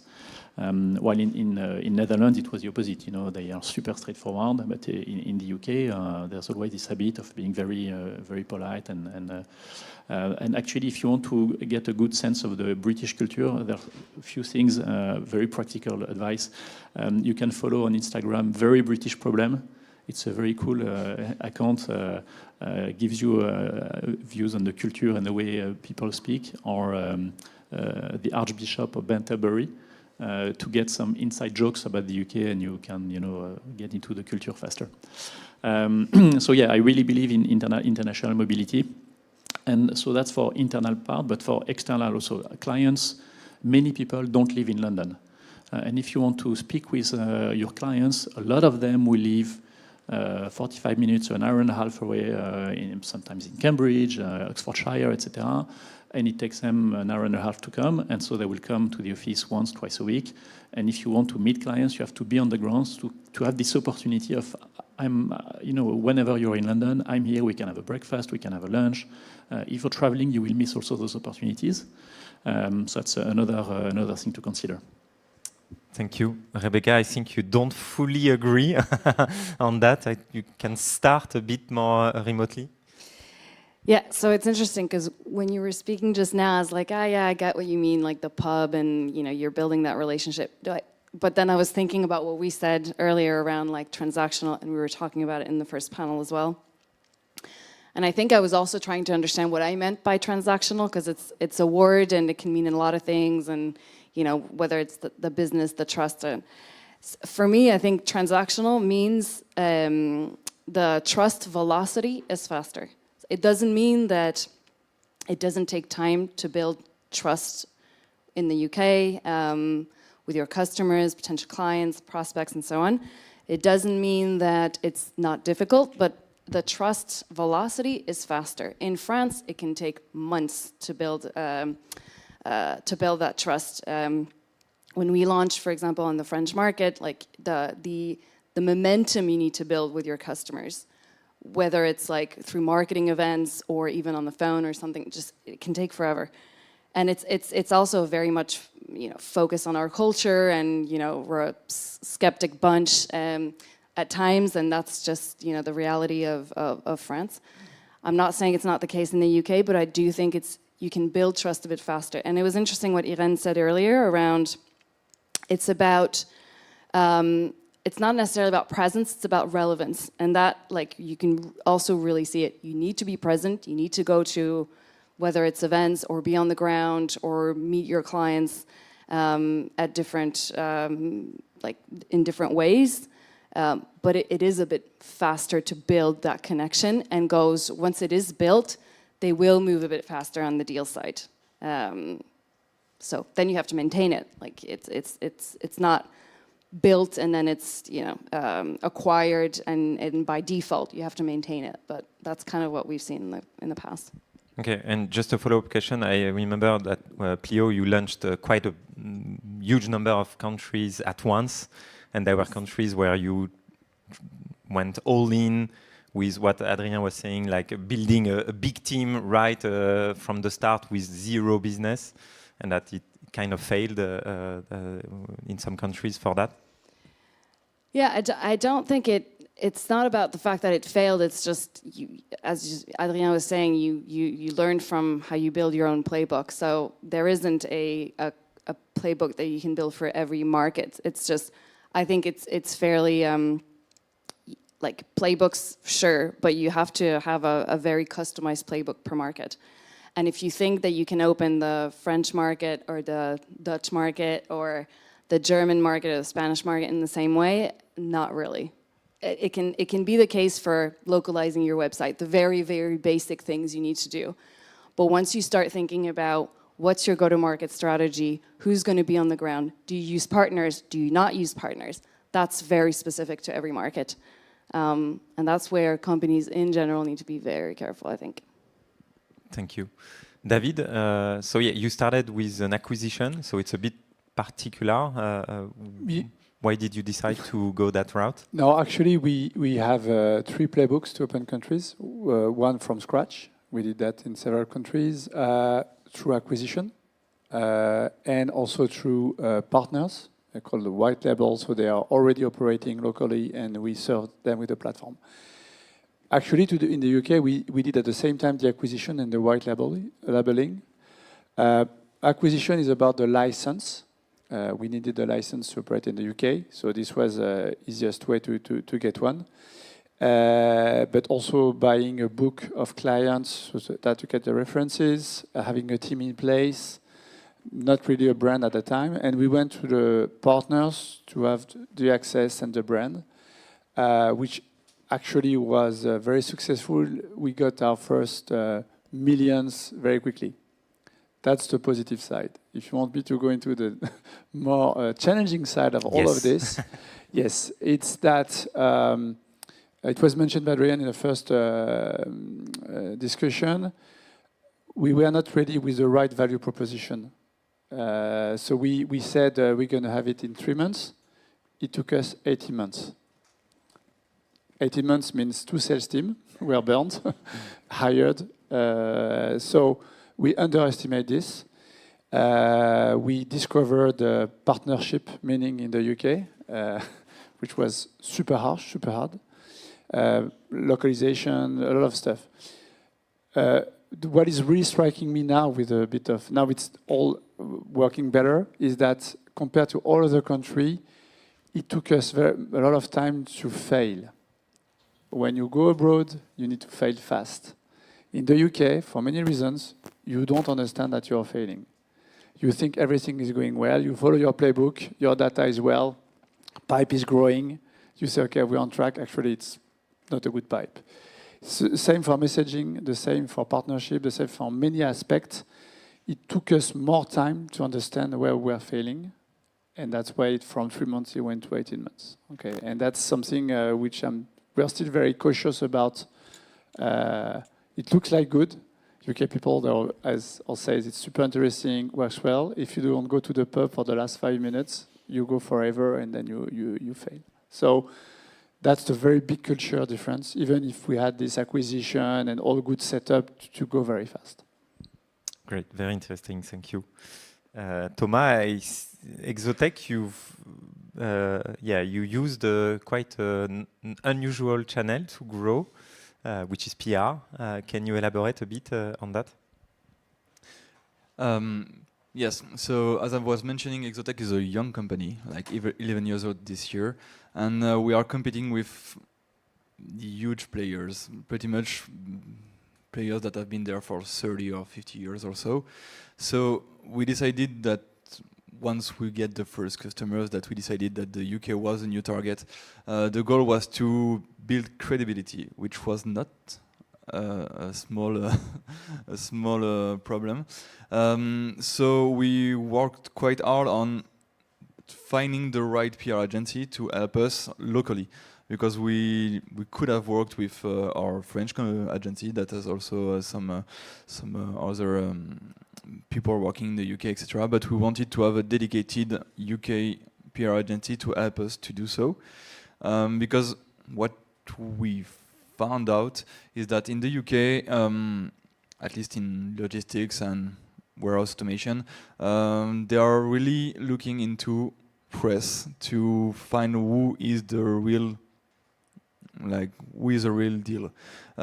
So yeah, it's like a credibility filter is to go through, let's say, logistics manager or some media like that. So yeah, we tried this. It was quite hard. Maybe you can talk about it again. But as we didn't have much new customers in the UK, we had to focus on the others mostly in France, but also in the US, in Japan, etc. But we didn't have at the time much stories about the UK. So our way of doing it is to build more trust in our internal experts, like putting our commercials team in front of the journalists and talking not only about Exotech but about logistics as a whole, automation as a whole, innovation as a whole. And thought leadership was really a key topic for us, and in fact it helped us quite a lot, because last year, without announcing any new customers in the UK, we ended up #1 in terms of share of voice comparing to our competitors. We had some big announcements last year too to help this out, but without thought leadership, it wouldn't have been possible, I think. Quentin, you're nodding. Did you use that also with Yeah, Matt? no, it's a very good point. We also had a local PR freelancer 2 days per week, and she raised the profile of some of my employees, each of us on a specific topic, to bounce back on the news, not to talk about the company, but to raise their profile and become a public voice. It was quite effective. British companies are big fans of awards. I don't know if you see that, but every time you go in a company, you have 5 awards. The best recruitment company in South London for 10 to 50 employees. You know, it's very segmented, so everyone has awards, and so it's something you should look into if you launch to get into those awards. You want me to jump on the awards? Talking about the Fail Fast, we are fond of awards, and we just had this again. Filling too many awards. We are checking the awards originating companies. We have our companies there. You fill the award, you're a finalist, you ended up by having to book a table for 10,000 GDP, and it's a fake award. So again, awards are important, but learning what a good one has been for us, and is still for us a challenge, actually. Thibaut, what do you advise companies that start that want to grow in London or in the UK as the main channel to test? Yes, first I would recommend them to speak to organizations such as ours to avoid this type of mistakes, and also for us to help the company to map the right ecosystem. So I think we discussed a lot about building credibility, navigating about the buying process, understanding the procurement dynamics, but it's also very important to spend time with the local ecosystem, and this is where we can add some value. So we can help you to map the right events. Speaking about events, it could be large conference to build some brand awareness. But from a pure business perspective, most of the time, niche and curated events will have a bigger impact in terms of business and potential revenue. So that's one of the points. So yes, and spending time with the ecosystem also means that you need to spend time with the trade associations. It could be e-commerce focused association, retail tech focused associations, fintech focused association. Most of the time, it's required to pay a membership fees. That's true, but it could bring definitely some return on investment if you are spending the time with the right association. So this is really where we can support spending time with the ecosystem. And this is also why it requires most of the time having people on the ground, because this is also something that will be changing to develop remotely. You need some people that can join events, including on last minute, because sometimes you will be receiving invite to the best events 2 days prior to this event. So you need someone that can make it. And sometimes it's on the day, actually, that you will be receiving this invite. The Chamber of Commerce? Yeah, Chamber of Commerce are super useful. The French Chamber of Commerce helped us to get access to many subsidiaries of large French companies. And if you have Spanish nationals in your team, you can also reach to the Spanish Chamber of Commerce, German Chamber of Commerce, all of them. You will reach to a pretty large number of clients. Rebecca, I think events, especially at the beginning, to start the market was a good way to start. I have so much to say on this topic. It's the everyday of every marketer, I think. One thing on PR, I was going to say, when you were talking about that before, is super valuable media, super valuable go-to-market strategy. Problem is tracking. It's always the main thing. If your goals, and for example, my goals are very revenue-driven, it's always going to be a bit of a catch-22. Whether you do it or you don't do it, you have to do it, but then how do you measure it? Share a voice, absolutely. How do you translate it into revenue? That's the issue. On and on and on and on. But it has to be part of your strategy. I think it's all about like a healthy mix. It sounds, you know, like something obvious I'm saying, but it is. Whether you have PR, whether it's like a big out-of-home campaign that you're doing in one of your most prominent cities, whether it's in the UK or elsewhere, you need to have the right channel mix in place in order to have any kind of impact. Second, around credibility. 100% marketing will help you build your credibility, whether it's through PR events, any type of like big splash that you would do or small impact. But it's also about who in your sales team is going to be like your thought leaders that you're going to be able to help build the credibility around. So how do you build credibility in your sales team? How do you build credibility in your CX team? You know, any kind of supporting services that you have in the company. So credibility is not just a marketing thing or a thought leadership thing. It's across the company. And then to go back to your point, events. Yeah, events are a large part, I think, of the activities that certainly we have, but that a lot of companies have across SaaS or other sectors in general, big or small. We were talking about it just before with Thibaut, you know, and we were talking about it before. Trade shows are one, but actually a trade show is just your starting point. It's your anchor point. You know, whether it's like a huge trade show that you have in some of the biggest cities or in the UK as well. You go to the trade show, great. What do you do around the trade show? That's your event strategy that's going to matter. Do you do business meetings?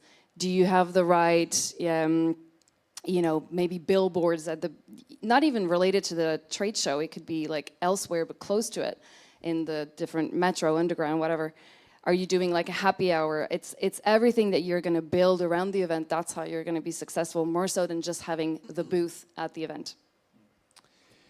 Maybe something which, if I may, on this PR, we found AI now becoming a very strong supporter. If you look at one of the challenges in the UK is to have a British messaging and not an English messaging. We have two websites, one for the international English and one for the UK. And it was super hard for us to match the buyer and the feeling about that. Now with AI, we both can really better understand the conversations that are being asked on the UK. We even have our chat on the website so that we gather requests. And that's where we see it's a bit technical PR visibility within AI, and that's where we can build the ROI.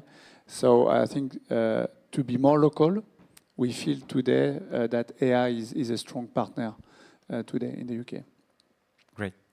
And yeah, I remember, David, you were saying that you need to look British to succeed. And I think it's the same in every market. You need to look Spanish in Spain. You need to look German in Germany if you want to succeed in the end as a company. But it's hard because all the acquisition channels are expensive, especially in the UK. How do you manage that? No, it's we are in 12 countries, 9 languages, and everywhere it's mostly a translation, localization of our messaging there. UK is the only country where it's something else. We had to rework locally because our global messaging was not working. It was said in the first roundtable about the thinking. We talk about benefits. In the UK, it's about effective ROI. So it totally changed the mindset. We agreed that the cost of changing is low. So that's a very good news. You can catch people easily. They can happy to test. But you need to be very straight to the point in terms of messaging. And that's super hard. USP, how do you differentiate, how do you explain that? it's not over. It's a long journey, and that's where being British is super important. Great. Quentin, to go back on events, I think Thibaut told me that you, Mal, did a cool event inside the Eurostar. Yeah, the speed dating. Yeah, it was quite useful. Yeah, fun. But 7 a.m. Eurostar speed dating stuff. But no, it was definitely useful. And on events at Malte, we were never really good at events, unfortunately. But now I'm advising Naboo in France, and they are doing amazingly well. So I don't know, maybe it's just because it's a different product, but what I see as a difference, and tell me if you resonate with that, at Malte we tended to do our own events in our own office or something next to the office at an affordable price. And Naboo, they do less events, but they do it at the top of the Shard in London or at the Ritz in Paris, and they have 5 or 6 times more attendees than we have. So I feel that people don't come for the content; they come for what you can offer and the exclusivity that it feels. So yeah, what do you think about? Yes, I've done these type of events as well. When I was working for Dropbox, specifically, we did a lot of things at the Ritz, for example. Absolutely a way to attract people. They will come. They will want to enjoy the food. We even once visited the Coco Chanel suite. It was part of like the experience. So yes, absolutely, these experiential type of events are massively important. And can help you a long way. I think, and I go back to this thing, it's for me, it's really the right mix. You can do trade shows, absolutely. You can do in-house events. You can do partner events as well, are super powerful. You were talking about it before, Adrien, that I think a big share of Molly is coming from partners, you were saying, in the UK. Like taking the advantage of the partners and their network and their environment can also be massively cost effective, which is good. Business meeting type of events, it's the right, for me, it's all about the right strategy and making sure that they connect. Who you invite to go to a trade show, you invite to a one-to-one. It's really that segue. You're never, I don't think that you can really close one deal out of a trade show. It's about the continuity you're going to be building after that. But yeah, I think I agree.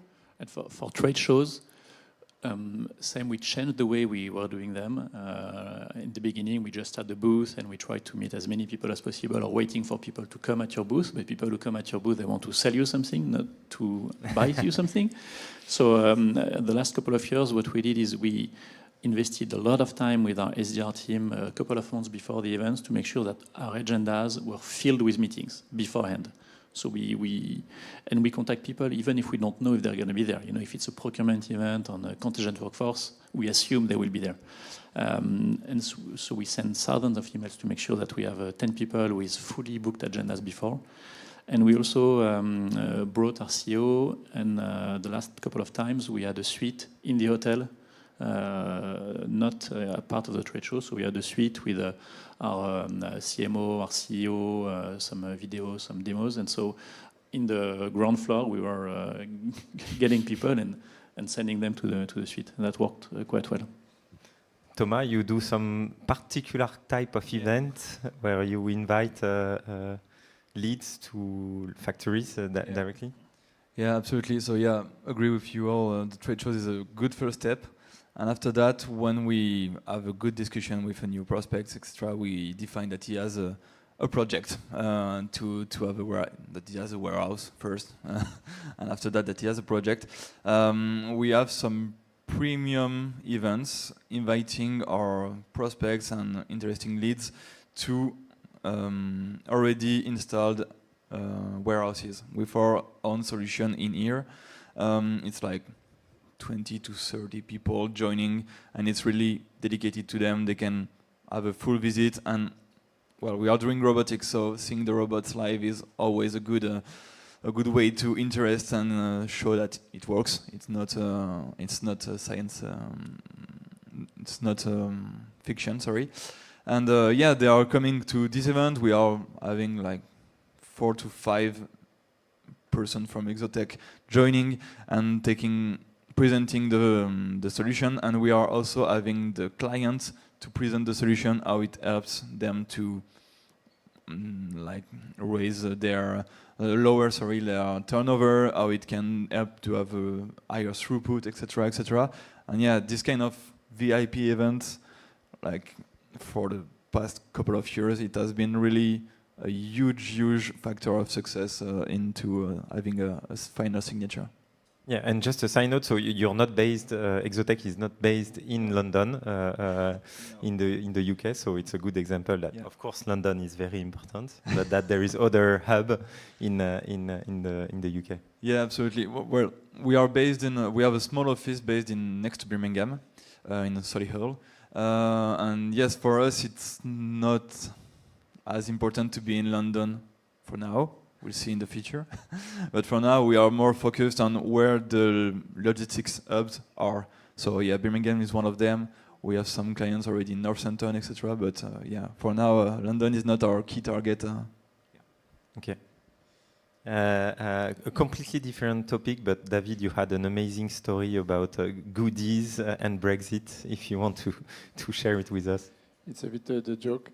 No, very basically, as a marketing team, we go to events and we have goodies, and we came up again to find the hard way to fail fast and to find a way to have our goodies being manufactured.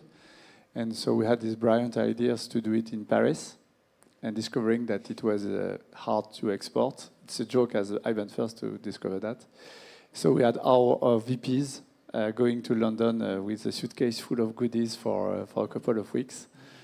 So that's also, I think, the story about, and it's very, to me, British mindset is also be able to be very pragmatic, find solutions. We like, as French people, to overthink, and it worked actually. So it's a bit of a joke, but it's a sign that, yeah, being pragmatic in the UK can save you a lot of time actually. Great, thank you. You wanted me to say that about the goodies? Thank you so much. We do the same. We have our VPs to take the goodies and take them in London in any trade shows, etc. So yeah, we faced this same problem. And yeah, the second part of this roundtable was more about scaling. So how do you go from, okay, I signed my first few customers, I have my first few logos, I went to a few events and it's successful for me, to really have something that scale? It can be hard sometimes to do that second phase, and to look more British. Do you have any suggestions of ways that worked for you as a company to grow in the UK? We are in that phase now that we've learned. It's a bit the same everywhere, I think, but having a clear target as a start, based on your experience of what is working, and focusing on that is really something that helps to scale. That's basics everywhere. The market is super huge, so as soon as you found your first, I would say, segments that are working, you understand how to touch them, how to talk to them, milk those segments. I think it's something that we manage now to do. And the second aspect comes back to the brand.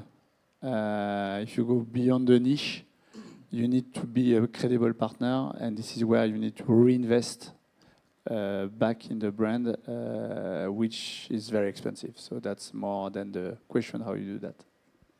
Yeah. Thibaut, you were mentioning networking and even more globally partners. We've discussed it a bit earlier on. As an important way to continue to scale. Do you advise a company to do that? Yes, so I'm not sure there is a pure secret sauce to move from entry market to scale, but there are definitely some ingredients that help companies to get some traction. Some of the topics have been discussed, building some trust in the market, building some brand awareness, of course. I think in terms of sales channel, I think, yes, direct sales could also be an opportunity for you to do this exercise of due diligence, to get some feedbacks and concrete feedbacks from the buyers. I think, of course, onboarding some partners, it also depends on your industry. Every industry could be different, but onboarding some partners, not only the big integrators, I would say, but also some niche partners. Once again, it could be consulting firms that will also help you to onboard new customers. Is definitely something to consider. But something to not underestimate is also that you will need to spend time and a lot of energy to build those partnerships, because once again, we are back to this brand awareness. When it's time to enter the UK market, even though in your domestic market you are a big scale-up company, you are probably not so popular in the UK. No one's know about you, or only a few people. So you also need to do this type of education with the partners, to do some joint meetings with them, to also build the messaging accordingly with them. Yeah, usually that's the challenge with partners. It takes time. It's more a mid to long-term strategy, but it can help because, as we've said, they have the local trust. They know the market. Rebecca, have you used partnerships either at Dropbox or at Pleo? Yeah, definitely part of the strategy in general at Dropbox in IT, and Dropbox being an American company. It's definitely really important to have partners on the ground. Yes, they can help build the trust. They can also help you reach different cities where you're not necessarily present in. So, you know, you were talking about the fact that you're not in London, for example, Thomas. So Birmingham, for example, when you're in France, you know, Lyon, how do you get to businesses in Lyon if you're not present there? You don't have an office, you don't necessarily know, and like the regional culture still matters. Marseille, Bordeaux, and it's exactly the same in the UK. So yes, 100% partners should be part of the equation. They do require a lot of time. There's a lot of momentum that need to be built, but like most channels in general, and entering a market will always require momentum, even if the momentum, I think, is a bit shorter velocity in the UK than it is, for example, on South EU markets. I also think that to maintain credibility and trust, you have a marketing team, you have a sales team, you absolutely need to have a few CSMs on the ground who are here to help maintain the relationship. Especially as you're scaling, you're going to have higher targets, you're going to ask more of your sales team, more of your marketing team to help investment. You need to invest in CX and CSMs. Yeah, I think that's really part of the equation as well. Great. Quentin, did you use partnerships at Malt? Or? Recently, only recently, yes, technological partnerships with ERPs and procurement solutions where we connected to them, but it was not really a go-to-market strategy. I think we did it too late because it's definitely useful, but you have to find the right partners. And then scaling versus entering the market, it's more of the same. I don't have something specific for scaling. One thing that helped in France, we did not manage to do it yet at Malta in the UK, was to have a flagship client. And for Malta in France, it was Schneider Electric, where we had many senior leaders at the company involved in the program to really not just have them as a client, but create a program with them and transform the way they work today with freelancers, transform their management practice, transform the way they keep their senior employees in the company when they go on retirement, to keep those skills and knowledge in the environment of the company. And think hard of, you know, if you have a client who likes your solution and you have a champion, how do you make this a flagship client? What can you offer to them? Big discount or additional services for free or internal support. You know, for example, you can create videos for them to use internally at your own expense, or anything you can think of, crazy ideas to really make them not like you but really love you, and have them speak for you at events. Because if you go to you know, for us, it's a procurement system. You know, you got the Coupa Summit in London with all the corporate clients, and you have Schneider Electric on stage saying they integrated the Coupa with Malt and they did ABC.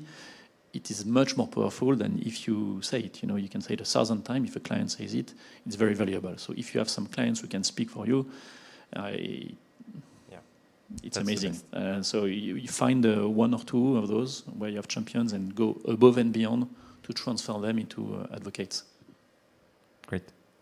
Maybe just a quick win we discovered and we invested in is Trustpilot, all those G2 reviews and so on. Has been something we've been doing. We automated, starting in the UK and then elsewhere. Super effective. Again, in the UK, like everywhere, but especially in the UK, they really look at it. And if you have good, we have 4.8, like we're super happy with that. It's already a good part of the job which is done. So basic stuff like that also work. Great, thank you. I have thousands of questions left, but I want to open up the panel to everyone. Does anyone has any question? Yes.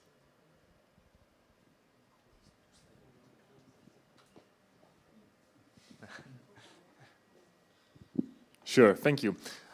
So I have a question. So let's say you're a business in either France or the Netherlands, in my case, and you want to expand to the UK market.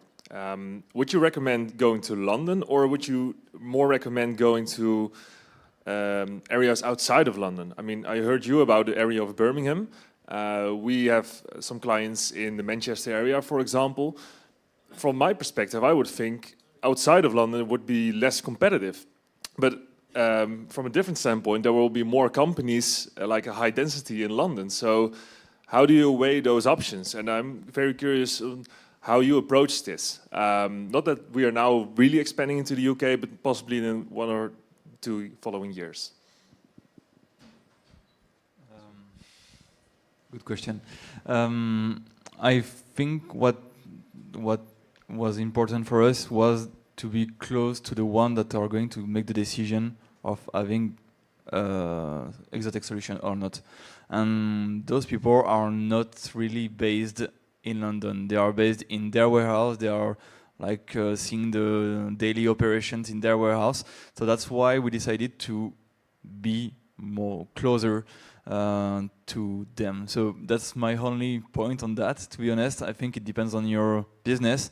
For us, yeah, we wanted to be close to at least one main logistics city in the UK, and that's how it is. To be honest, this office of ours is not a big office. It's more like a place that they can come by and have some meetings when they need that too.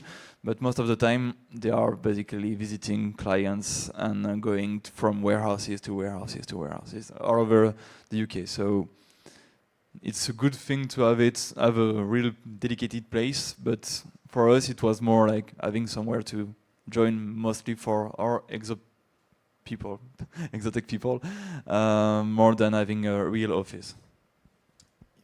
If I can add something on that, and as Thomas mentioned, it really depends on your industry. It also depends on your objective to enter the UK market.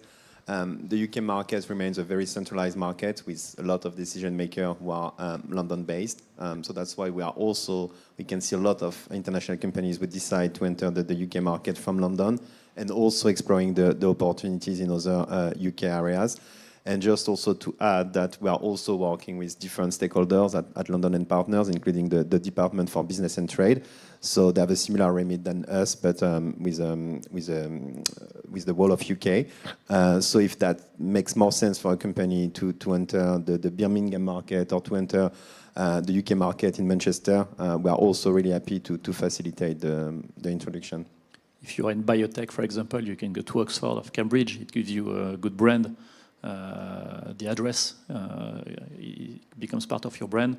But think also logistically. If you have to travel a lot from Amsterdam to the UK, pick a place where there is an easy flight, because it's going to be exhausting. So very practical advice, but save yourself. Thank you. Yes, it was more my point about the fact that you will travel a lot, you and your team, to the UK, because and so being in London, obviously from Paris, from Netherlands, from Belgium, is super easy. So London for the logistic would be my choice. But yeah, London is bloody expensive. but you can go to Wembley or 45 minutes from London, as long as your team can travel easily for those events and meetings, so they can access clients easily. There are options for that. Well, we're in the US as well, so UK is no problem. Hi everyone, thank you for the session. How did you organize your marketing team? How did you structure them? Do you have field marketers, and how big is their scope versus the core functions? Who wants to start? Becca? Yeah, I've seen different organizations with different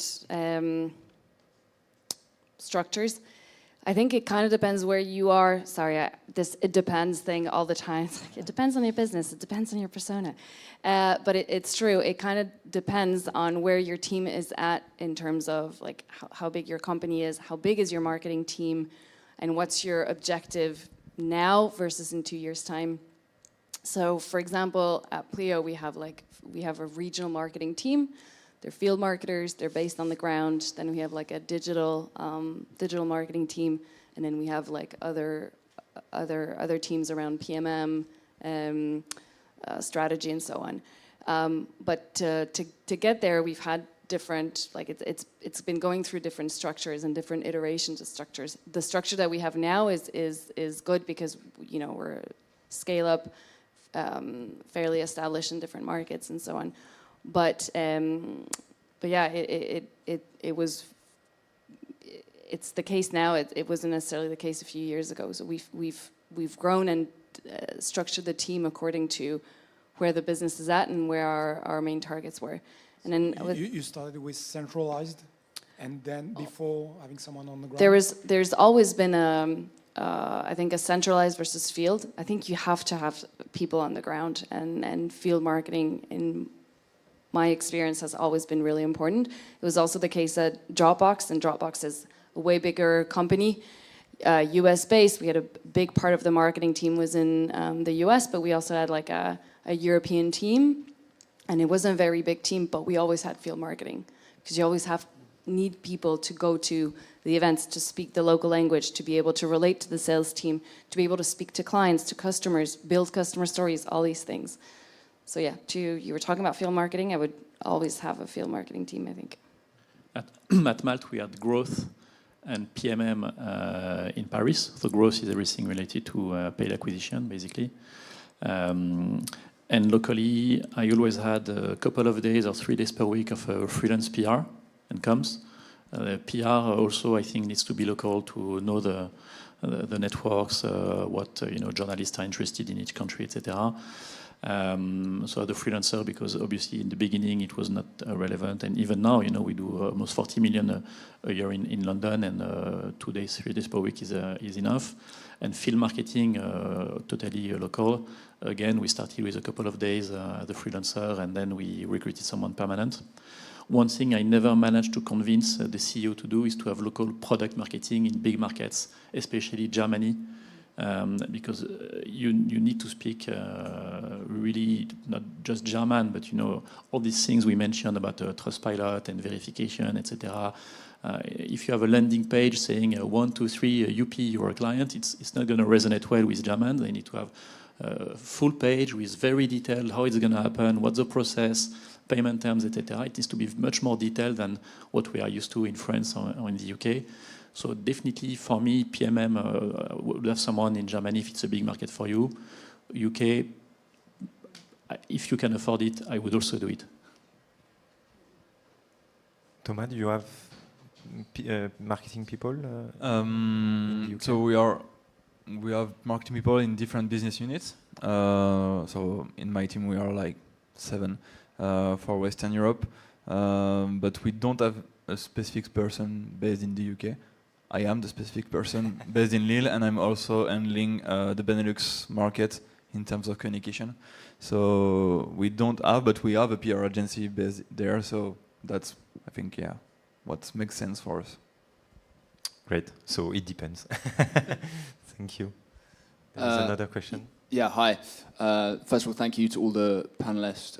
Some really useful insights as someone who's about to launch the UK market right now. One thing that would have been good to understand is the split between you on mid-market versus enterprise, because I think the playbook is very, very different. So question for you really, Quentin, why did you neglect the partnership channel for so long? Is it because your outbound function was working super effectively, that you actually didn't really need it?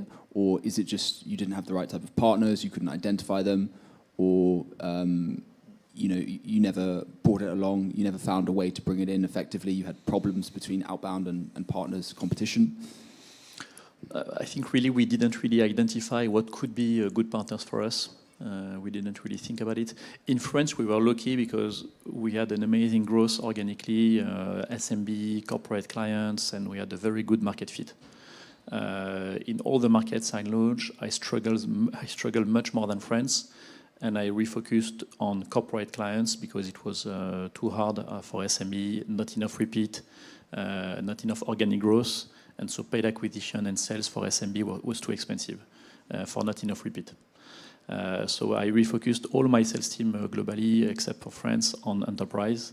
And we did partnerships later when we discovered that we had a good story for the partners, and when also we were ready technologically to integrate with them. In France, the freelance market, like Spain, is not very mature, and there was no really partners to integrate with. Well, when we arrived in the UK, the market is much more mature, and the value chain is fragmented. And so you have someone doing very well one part of the value chain, just the sourcing, someone doing the compliance, someone doing the payment, and then you have the procure to pay, etc. And so when we had such a mature ecosystem, we felt that it was relevant for us, and we identified some partners.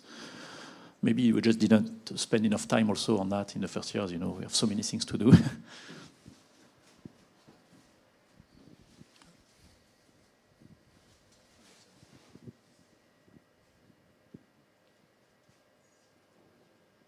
Yes, the question is for Thibaut, because Thibaut, I know you travel a lot, participate to a lot of events all across Europe and worldwide.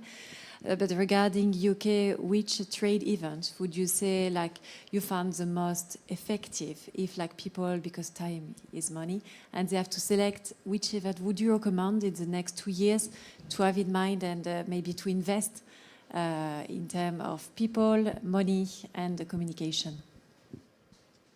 Thank you, Irene, for this question. So there are plenty of events taking place in London and in the UK. It's a bit like in Paris. Every day you have tons of events. So you have, and you must be selective also, which is one of the challenge. To get back on your questions, once again, I think it really depends on your industry, your objective in the UK market. But there is London Tech Week as a flagship event that just took place the week before. I think Exotech CEO was speaking on stage. So it could be a great event. One of the challenges, it's a cross-sector event, which could bring some opportunities, but once again, not always easy to have the right audience or the audience that you are targeting in front of you during London Tech Week. And yes, once again, if you are a green innovation company, next week there is the London Climate Action Week. That could be definitely of interest. If you are from the fintech industry, there is Innovate Finance Global Summit. This is a flagship event taking place in April every year. There are also some smaller events around HR tech that could also make sense to attend if you are in the math landscape. So yes, it really depends on your industry, and this is once again where we can provide some support. We can help you to map the most relevant event. It could be either big flagship event or smaller conferences. And last but not least, if you are also looking to build your own event in London, which could help you to get some traction, we are also here to support from identifying the location to run the event, but also to invite your targets. So if you are targeting corporates, we are also working with large corporates in the UK. We have an innovation fellowship program dedicated to innovation team from big corporates. So we can try to invite some of them. Last week during London Tech Week, a French company decided to privatize a pub. We are back to the pub discussion right after the event from 5 p.m. onwards. And I would say it's been a massive success as we invited some corporates to this event. And I think from their feedback, they probably met more of their targets during a 2 hours event at the pub than during the whole day at the exhibition center. If you are targeting more SMEs, we also are running this Grow London Global program that is dedicated to scale-up companies that has an existing footprint in London or in the UK, as we are partnering with other UK regions. So you don't have to be a UK headquarter company. You can be from the Netherlands, from France, or from the Denmark. And as part of this program, once again, we are supporting scale-up companies. So I can see also some French and European companies at the moment that are targeting scale-up companies more than large corporates. And this is also where we can help to make sure you are meeting the right people. Thank you. Question, if no one's we mentioned a lot partnership, but what is a good partner and what is not? And if you have like feedback of people you partner with thinking it was a good one, and David, you mentioned you were a bit like partnership. So what is the experience you had, and how to select and how to approach them after? So if we can develop the partnership phase.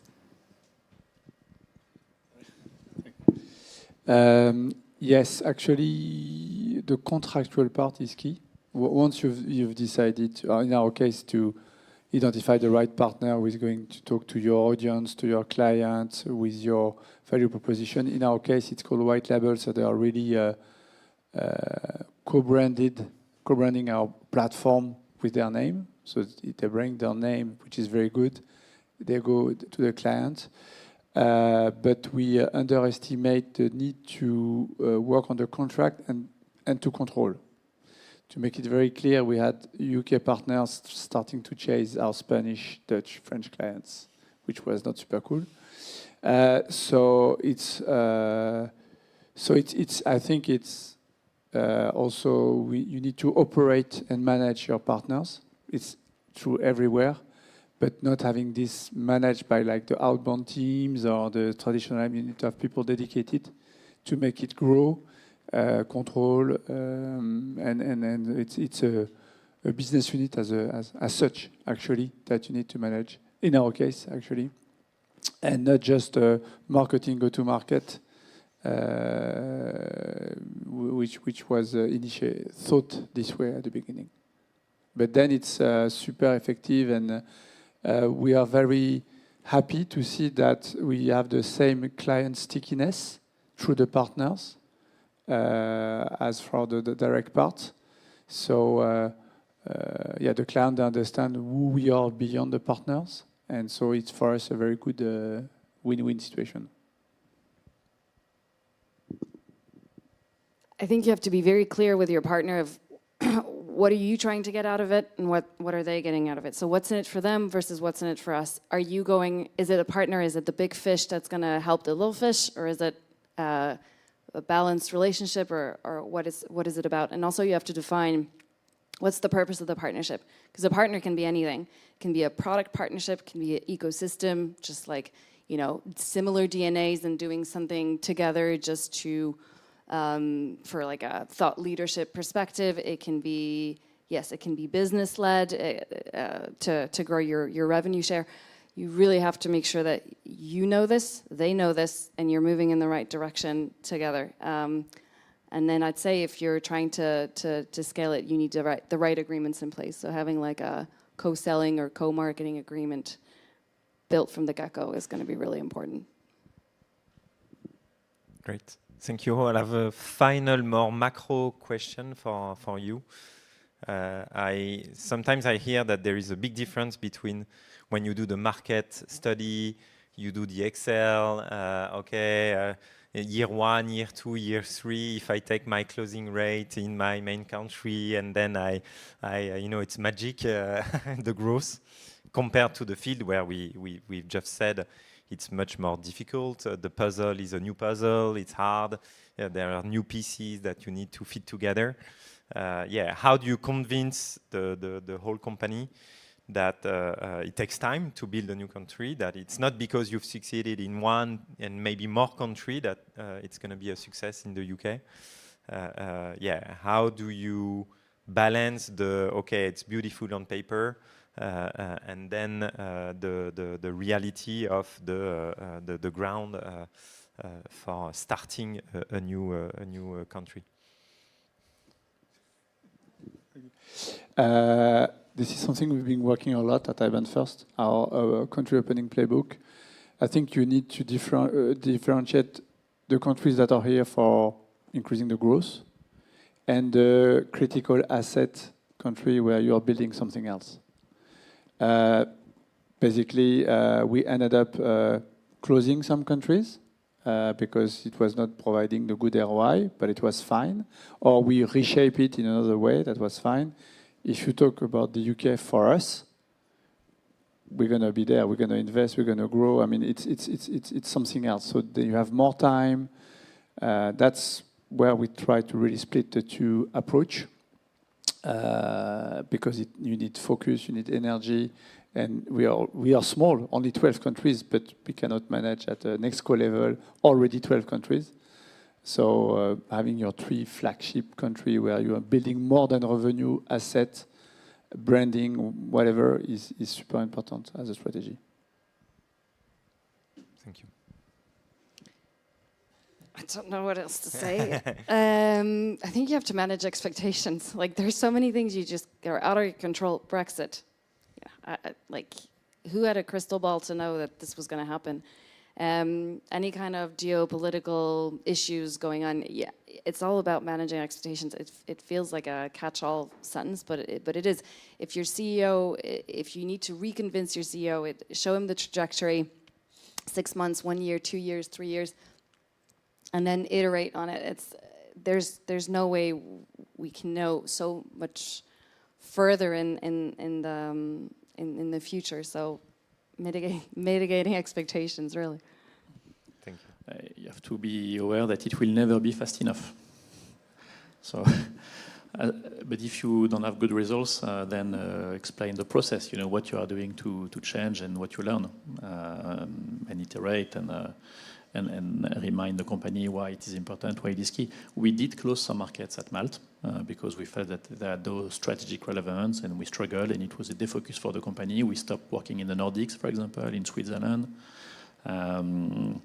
But Germany, the UK, we know it's big. Middle East, we were growing super fast. Spain, we were already profitable. So, yes, some markets you're going to close, but it happens.